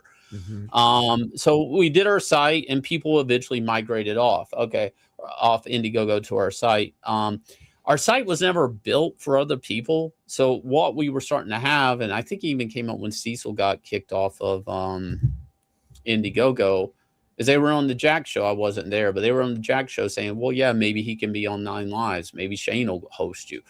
And our site isn't like literally Yanzi has to go in and code every tier. So our site was really only built for her to make a campaign that then she can operate. Gotcha. It would never be like, hey, here, Patrick, you can go in and build a campaign. Literally, Yanzi would have to go build it, and the money would go into our account. Like it doesn't work that way. I never really wanted to build a site, only because I don't want to be the bad guy. I don't want to be a gatekeeper. I don't want to be a guy that is accused of that, which I already am. Yeah. Because the problem with a website like that is I have I don't know, 20 people in there, right? And one guy comes up and he has something that's problematic, right? I have to deal with the problematic guy for the sake of the other 20 people on it, because we can't lose our payment processor for one guy's problematic book. And that's just the situation of being a guy that has a crowdfunding platform. That's why I don't want to do it. That's why I never thought of doing it. And it wasn't until recently when we built the Indiegogo and how complicated it was and everything and I'm seeing a negative reaction from some people on it, creators and backers, that I basically said, Yanzi, I just don't think there's a way around it. I think I'm going to have to do it. And I think we're going to have to do it. And that's you were already doing so well on 9 Lives. I feel like most of your audience went straight from Indiegogo to, like, the moment you guys made 9 Lives, I was like, okay, well, I'm backing 9 Lives now instead of Indiegogo. It wasn't as quick as you think. No? At first, it was 25% went to 9 Lives. Then it was like half. Then it got down to anatomic 1/4 of our backers were on Indiegogo.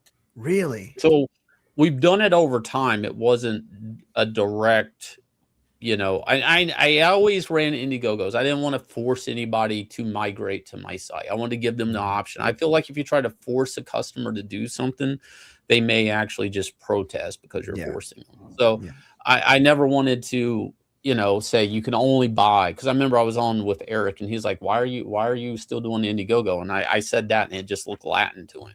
But I also wanted to stay on Indiegogo because I realized a lot of people used Indiegogo. I didn't want to trash Indiegogo because everybody to the left and right of me, they don't have the luxury of having my site. They need Indiegogo. Right. I've supported a lot of Fund My Comics on Pimp My Comic and stuff and brought them up. I have no issue with Fund My Comic.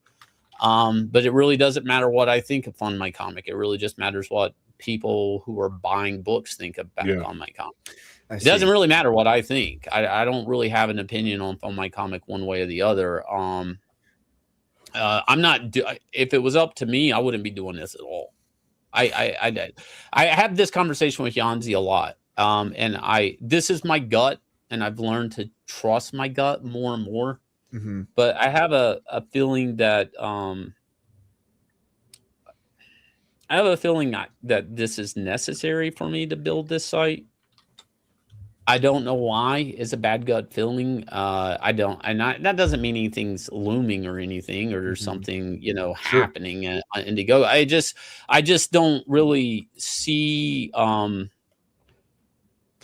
don't know how to say. Because I feel like it looks like we can do it. We're just choosing not to do it. Okay. By we, you mean you and Yanzi, or by we, you mean Comics? Yeah. Like, because people see my site. People like if Cecil, he was on Jack's show. He's like, I'm kicked off Indiegogo. Maybe I go to Shane's site. There's the problem. Like, why am I not building a site for everybody? Gotcha. It's just, and the more people like my site, the more pressure it actually puts on me to build a site for everybody. So if people say in the chat or like, I don't like how Indiegogo is taking my money now, that again is like, I like Shane's site. Why isn't Shane building a site for everybody? It's not even something I want to do, and that's where it's like it feels like something I need to do.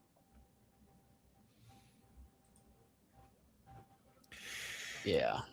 I was waiting for you. Sorry, I thought you were going to finish. Hold on.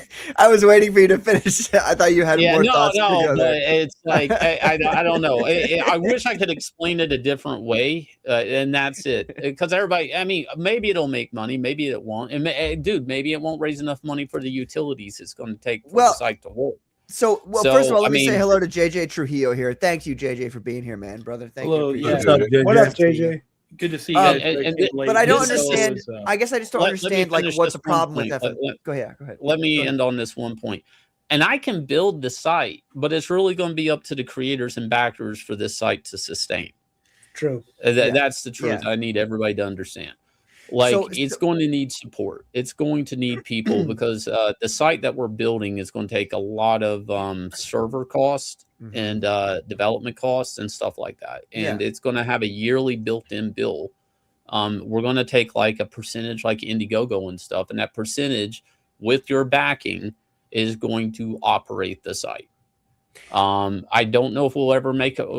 I'm just worried about the utilities, not even making a profit. And I want to make sure I charge a fair amount to keep the site updated. I don't want to charge like some 1% and then I can't fix anything on the site because I have no money to fix it. Right. So, I mean, that's it. Is that what your issue then is with Fund My Comic? Because I'm just trying to, because Fund My Comic is already like kind of there. They've kind of got a lot of the basics down. Obviously, people have issues with certain things, which must be corrected for sure. But the problem with tech stuff is there's two ways to fix things, right? You either know how to fix it yourself or you have money to throw at somebody to fix it. Right. And look, Yanzi knows how to code a bit and do things. So that's a big utility in this, that this makes this a lot more affordable. But that doesn't mean that we still don't end up having to work with she maybe can build a car, but she can't build the parts of the car. I see. So there's still cost, and stuff to doing such a thing. Goodbye, honestly, Aaron. I'm surprised. I'm Aaron hit surprised the people bounce. are Sorry, hey, Aaron. JJ. Goodbye. Peace out, Aaron. Thanks for being here, brother. See you later, Aaron. I'm surprised people are having a negative reaction to it, but I'm not at the same time. There's a reason why I didn't do it to begin with. Was that? Yeah. Well, I suppose the question for my own, let me chime in with my 2 cents, is that clearly Indiegogo, the changes that happened have it's causing a shift to occur. You probably can, man. Everything's code. Everything's code to her. She only sees zeros and ones. That's fucking crazy. Well, if she can read Asian characters, then she's halfway there already. But oh, by the way, we have a ton of newcomers in the chat. Welcome to all the new people. Should I say hello to all of them? I should. Really fast. Patrick, calm yourself. Hold on. Oh. I was going to tell them kindly like and subscribe to the channel. Welcome to the channel. And it's good to see you here. Thank you all. Before you say hello to everybody. You made me lose my train of thought. I was going to comment Carbon, finish what you were saying.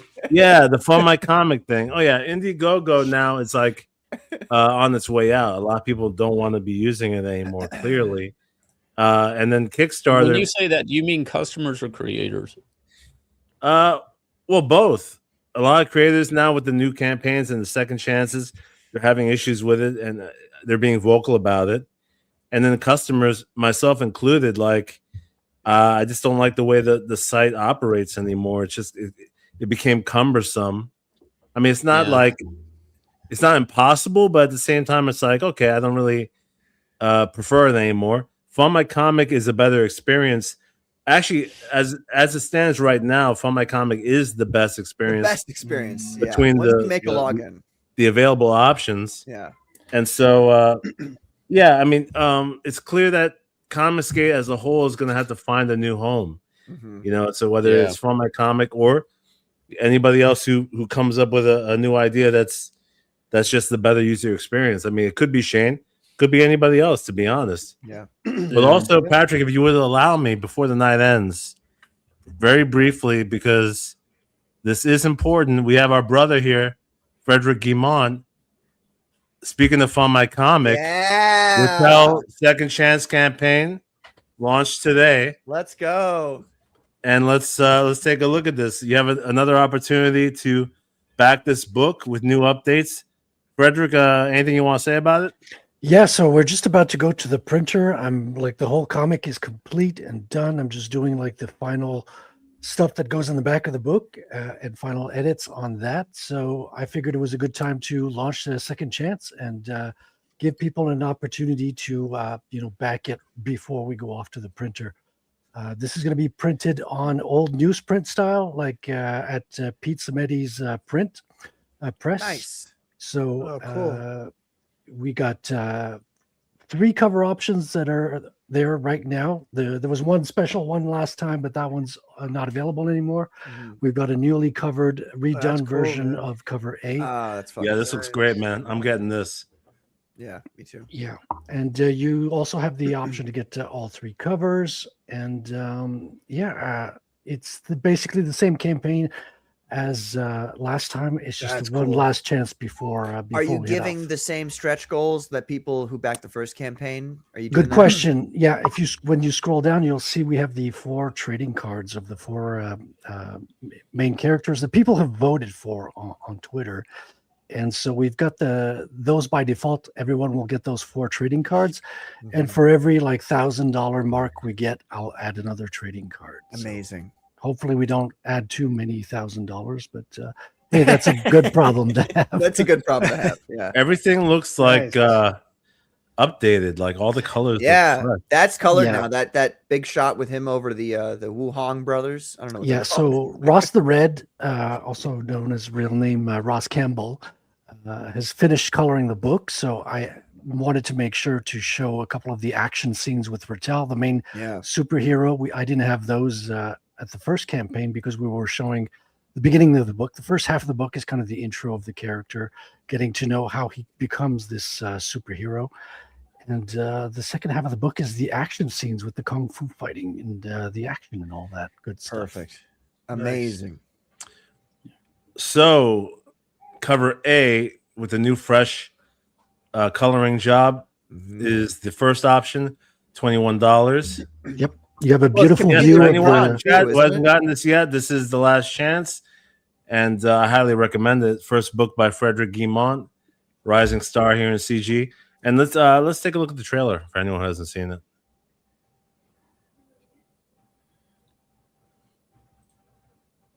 Our world is crumbling, and most people are blind to it. A young computer whiz named Raimi decides to stand against the rising tide of oppression, only to find himself under the boot of those behind it all. Incarceration only proves to refine his resolve.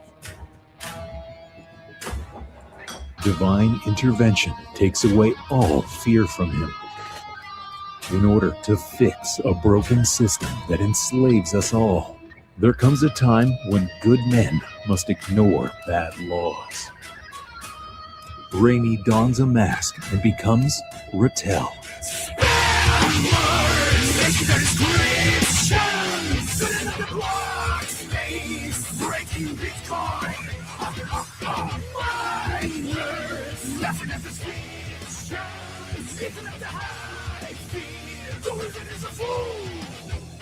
Rattel uses intelligence and technology to combat ancient and dark forces for justice and a better tomorrow. Will Rattel take down the technocratic tyrants who've harnessed an ancient evil, or be crushed by the invisible hand?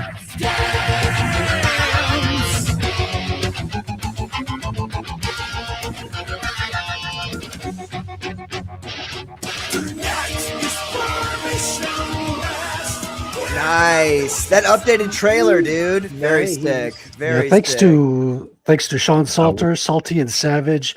Salty gave me a lot of good tips along the way as I was making it, and of course Savage did the voiceover. So super grateful for them. Totally not supposed to be complimenting Salty on this show. Thanks though. Wow. Really. Yeah, man. Really the new trailer. I love the new animations, man. Looks but good, no, it really is. It looks fantastic, dude. It's fantastic. The color, the colors. That's great. awesome. I like it. I like it. I like it. Thank you. There you go. That's your phrase. There you go. That's really good. How long have you been working on this? How long have you been working on this? It's over a couple of years now. So went through a few drafts of the story, and then I started penciling it. Working on the comic and commissions at the same time. So it's over a couple of years now. And you're fulfilling now, right? Yeah, everything's ready to go. I'm just doing the final edits of the pages at the back of the book, and then I'm sending them off to the printer. So it's very shortly it's going to be delivered. Yeah. Sweet. And that cover right there, I saw we all saw the original version, but this is the new version. Yeah, so the cover is the first thing I ever drew on the project. I figure, okay, I'm going to have to have an image to show for it. And the design of the character kind of evolved. And I felt the city needed a little bit more love as well, because this is a fictional city of Montreal where French and English speakers kind of cohabit, nothing to do with reality. And just wanted to make it look its best on the cover. I thought it deserved a redraw. Spectacular. Well, it's cool, man, because we literally saw on Commandos over the past year this project being made in real time. And Patrick and I, we remember how it looked. Yeah. And it's come a long way, man. So congrats. Thank you. Awesome. Thank you. And that's part of this whole process of coming from the chat and coming, because you were in our chat before we added you onto the show. And this whole process I didn't even know you could pull people in from the chat, man. It was like a blessing. You guys bringing me on opened so many doors. It let people learn who I was and what I was working on. It's just a cool thing. It's always nice when you bring somebody on from the chat and they're really talented, and can do things well. But you didn't even know I was drawing when you pulled me in. You were just you brought me in for my one line. Well, I recognized you were an honest person, I think is what happened there. Well, you were based also. Yeah. You said some base things in the chat. Yeah. So that's why we brought you on. But the thing is, Fred, is having a space on the Commandos, there's some obligations that go with it, and you haven't. Wait, I noticed you're not wearing a funny Let's hat go. today. You're not wearing a funny freaking hat. hat again. That's right. So just keep in mind you're on Don't notice. build a barn. Look at Well, that's- Shane's bored that's right why I was now. late. He's bored because you aren't wearing a hat. That's interesting. You Yeah. see what Says happened? the man whose avatar is not even wearing camouflage. Seriously, JJ. Shit, you gotcha. We love Well, JJ. we've learned to be a little more discerning now, right? Yes. Yeah, we're a little more picky now. But Rosario also came from the chat, Scribe Comic. That's right. And, oh, by the way, do you have a sign-up page for your project? Next week. Right. Next week. Okay, all right. Well, so we'll do that next week then. But Scribe, get that ready because I want to talk about people. I want to talk about that with people is what I mean to say. We will. It's going to be amazing. I love the way your book looks right now. Like it's so good. So it's very. I'm excited to talk to people about that. And then I know. Like, look, Shane, we're going to do it again to you. Okay. Look, sorry. I'm going to share. Wait, what? Yeah. You're like, I know the show Shane's is gonna about love you. my book. The show's about you, Shane, but we're going to talk about ourselves for a second. Yeah, let's go. We've got River of Blood, ladies and gentlemen, by myself and the CG King of Horror, Peter Gilmore. Let's watch the trailer really quick and we'll get into it.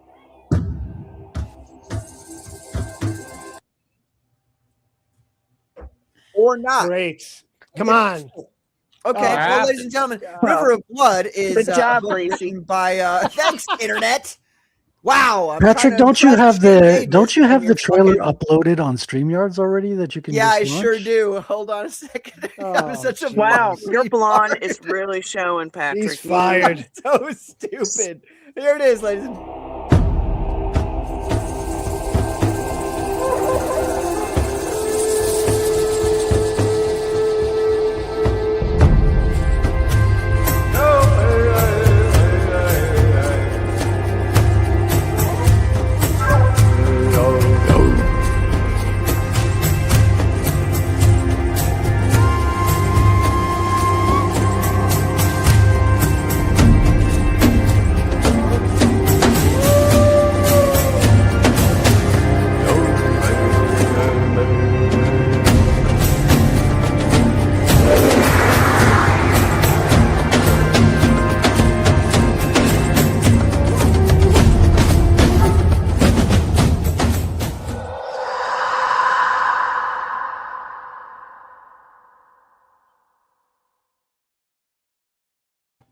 yeah. Hell yeah.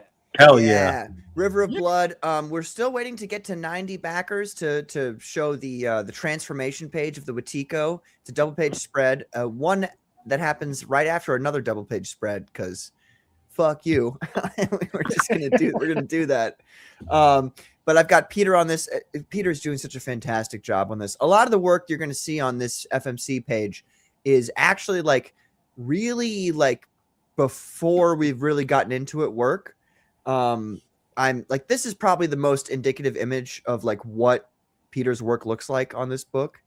Good gracious. Great. Thank you. He really is doing such a fantastic job. This book is about a young Algonquin man who his entire tribe is wiped out by this horrible mythological creature called the Wetiko. And he obviously swears revenge upon this creature, and he's got to travel south. And then he learns of the history of how this being came into existence and how to kill it. And so it's going to be a big old fat book, 70, 80 pages. We're just taking it as it goes. We're doing the Marvel method kind of. It's a somewhat of a Marvel method where I send him the script, he sends me things back, and then I adjust the script to kind of fit what he sent me, which is really cool because I've never done anything like that as a writer. I've never like been. I like being put in difficult positions as a writer of like, okay, you have to write a book in 24 pages, or okay, you have to do the Marvel method, this kind of thing, where it's not, because a lot of independent comics people, they can just kind of do whatever they want. And it doesn't, like, I feel like restrictions help you as an artist. I don't know, Shane could give us a little more insight into that, but that's kind of how I feel, that restrictions kind of help you hone your talents a little bit. Yeah, especially when it comes to page count. Yeah, more pages don't actually mean you'll do a better book. Mm-hmm.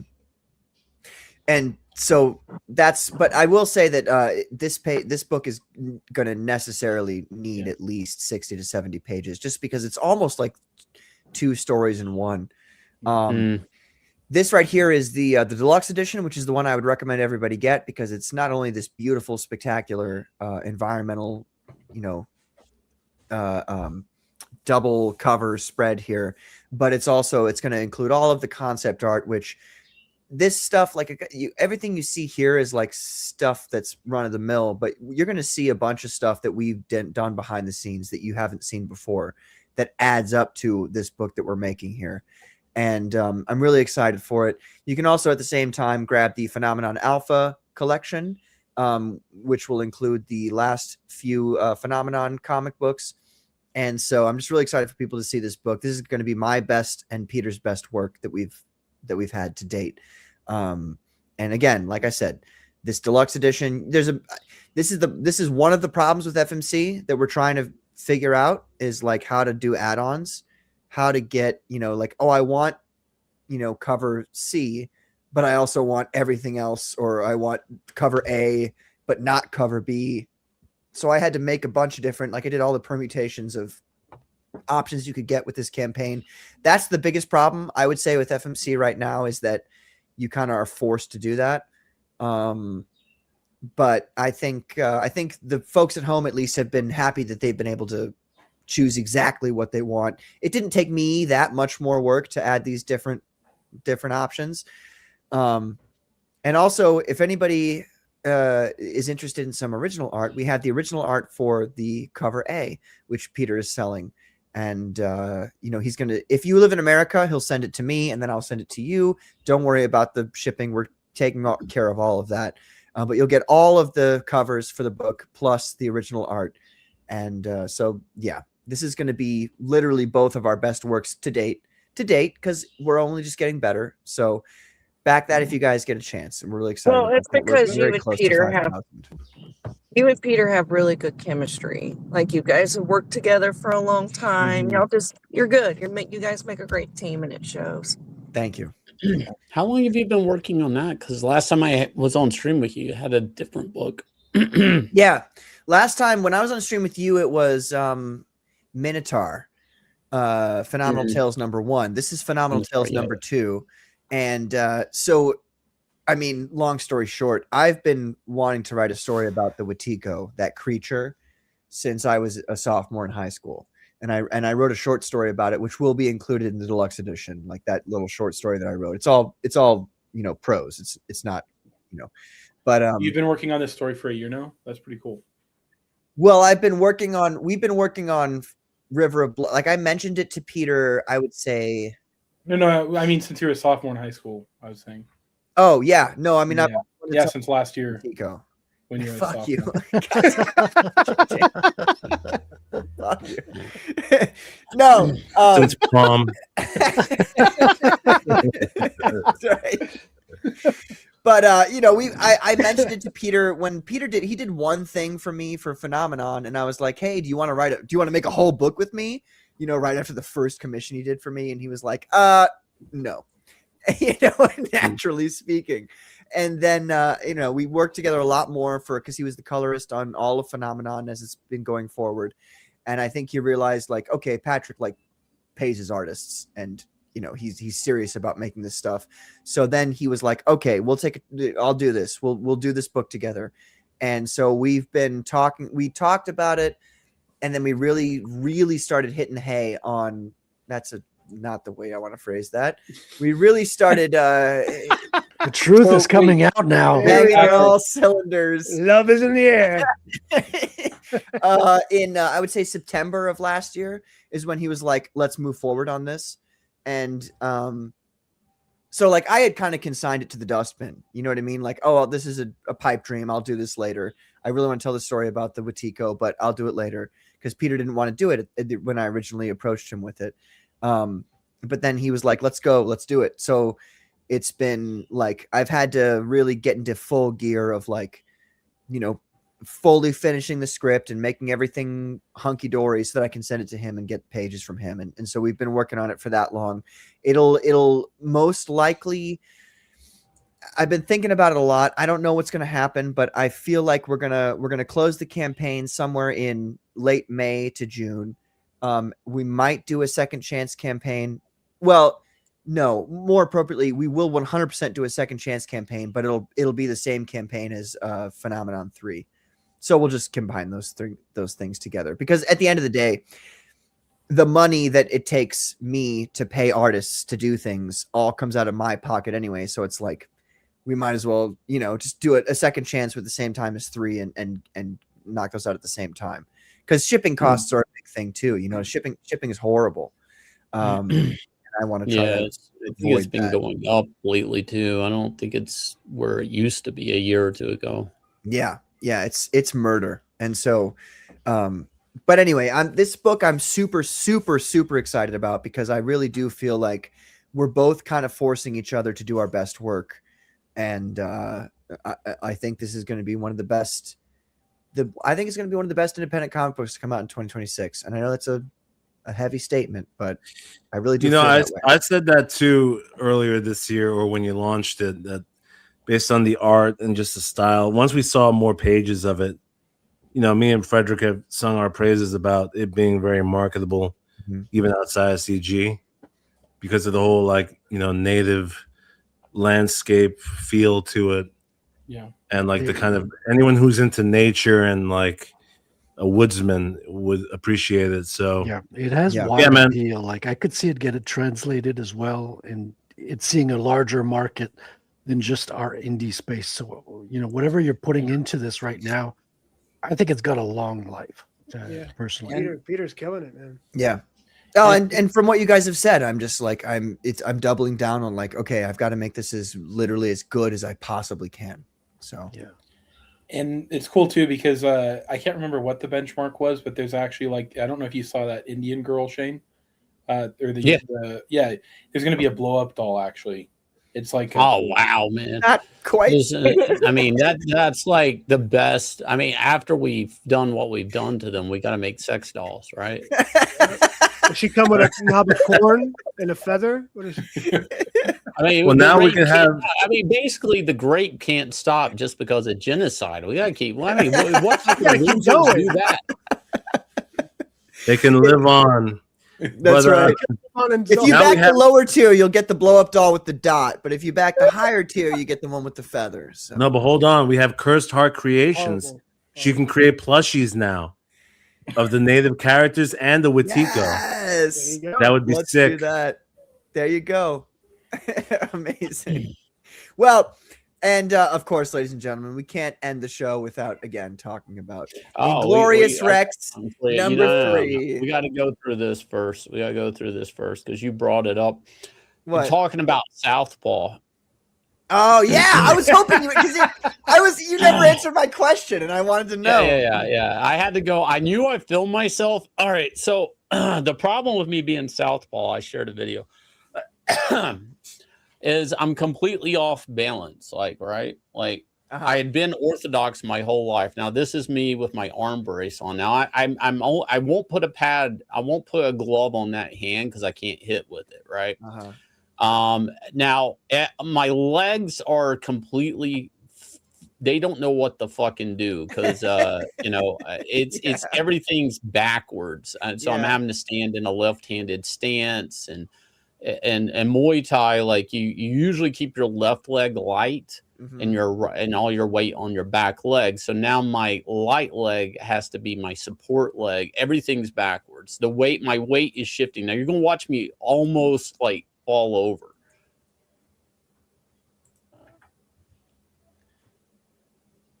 Dude, I have no fucking idea. You saw how quick I went right back into orthodox? Yeah. I have no fucking clue how to move in Southpaw at all. You got a real wide stance there too in Southpaw. Dude, that's not my stance. This is me trying to learn Southpaw. Yeah. All right, now pull this down. I'll show you me orthodox. And this was from I don't know, maybe a few weeks ago. All right, let me see. Are you going to the For the Fans Fest, by the way? Why ask that after that? That's like weird. Well, I know it just came up out of Yeah, it just came up out of nowhere, right? Yeah, your leg high in the air. Patrick wants Matt's, I'll bring my shin guards, bro. Let's go. Shane, if you get Like, something, let's if go. Patrick offers you a drink, don't take it. Okay. Oh, here's me moving normal. Here's me moving normal, but this is also me slipping into southpaw. Also, like I will slip into southpaw.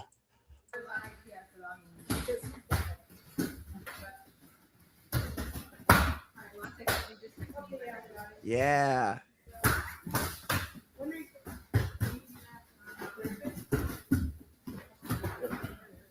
Nice.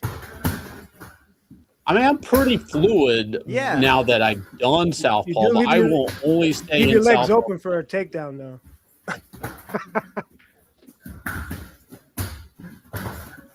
Nice. Nice.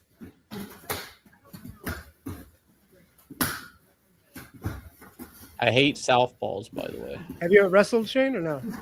A little bit, not much. So Shane, you have any interest in sparring a little bit while at the For the Fans Fest? Yeah, sure. Me and you. Yeah, because I'm a southpaw, brother. I'll walk around with the cards like round one. Patrick, I don't think you're gonna do too well, Patrick. Shane's been doing this for longer.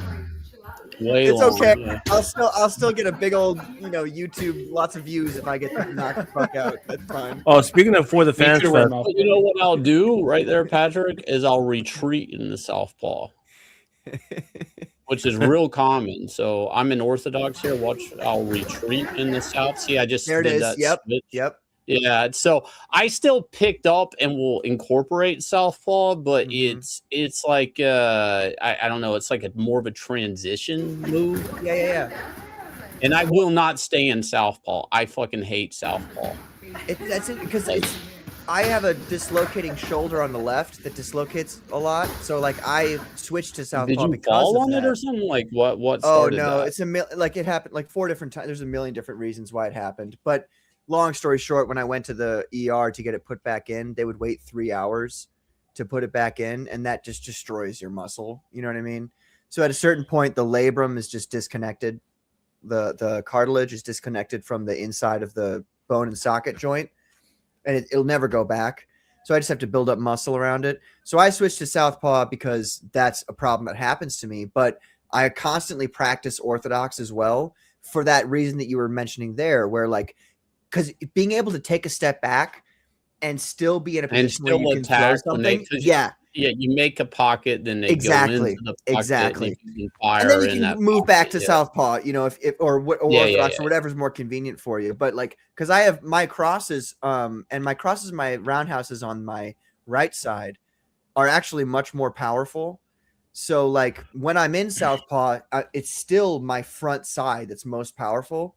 So if you force me to go back into orthodox, I can't really throw hooks because that'll dislocate my shoulder if I do it the wrong way. But I can still like my crosses and my roundhouses are still like way more powerful than you might expect. So I like to do that where either I'll throw a jab, cross, and then step into orthodox, and then throw like a cross from the right side, which is a thing that's been really helpful for me. It's weird because a lot of people will just train. It doesn't matter if you're right-handed; they'll just train whichever is their strongest hand, or strongest leg. And that, like, I've known people that are right-handed that they train southpaw just for that reason. Like, it's just you know, My brother does that. He's a jiu-jitsu guy, and his main hand is his right hand, so that's why he'll fight in southpaw, which is kind of funny. Yeah. I know we're getting ready to call it a night. I'll just breeze through it real quick.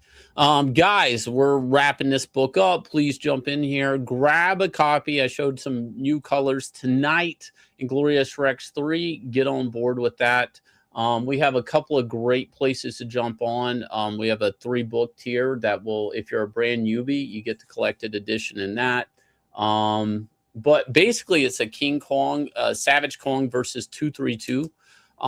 variant cover. Those are two separate books, the supplemental and the main book. So if you're getting just that 2-pack, that connecting cover, that is two separate books. It's drawn by Chris Graves and Antonio, who did a story in our previous supplemental. So go check that out. Yeah. Thank you guys for all of that and having me on, as always. Thank you for coming on, dude. Also, hello to Chris Graves. He was in the chat earlier. I appreciate him being here. A bunch of people. Immoral Fat 40 Ounce, who was upset that I didn't say hello to him. Victor the Lore Seeker, Mike Partika, Well Read, Zever, Jeremy Burtz, Yanzi Gogo is he's saying was the name should be for your guys' fundraising campaign. That'd be funny. And obviously Chris Graves. So it'll be great, guys. We're trying to do basically with the website what you guys are kind of used to on 9 Lives Comic, basically old Indiegogo is what we're looking at the framework to be. Fantastic. Well, let's play the trailer for your campaign, and then we'll end the show. Thank you, Shane, for being on. Thank you, everybody else, for being here. I appreciate it. Have a good night, chat. Thank you all for being here. I appreciate it. Love you all. Have a wonderful night.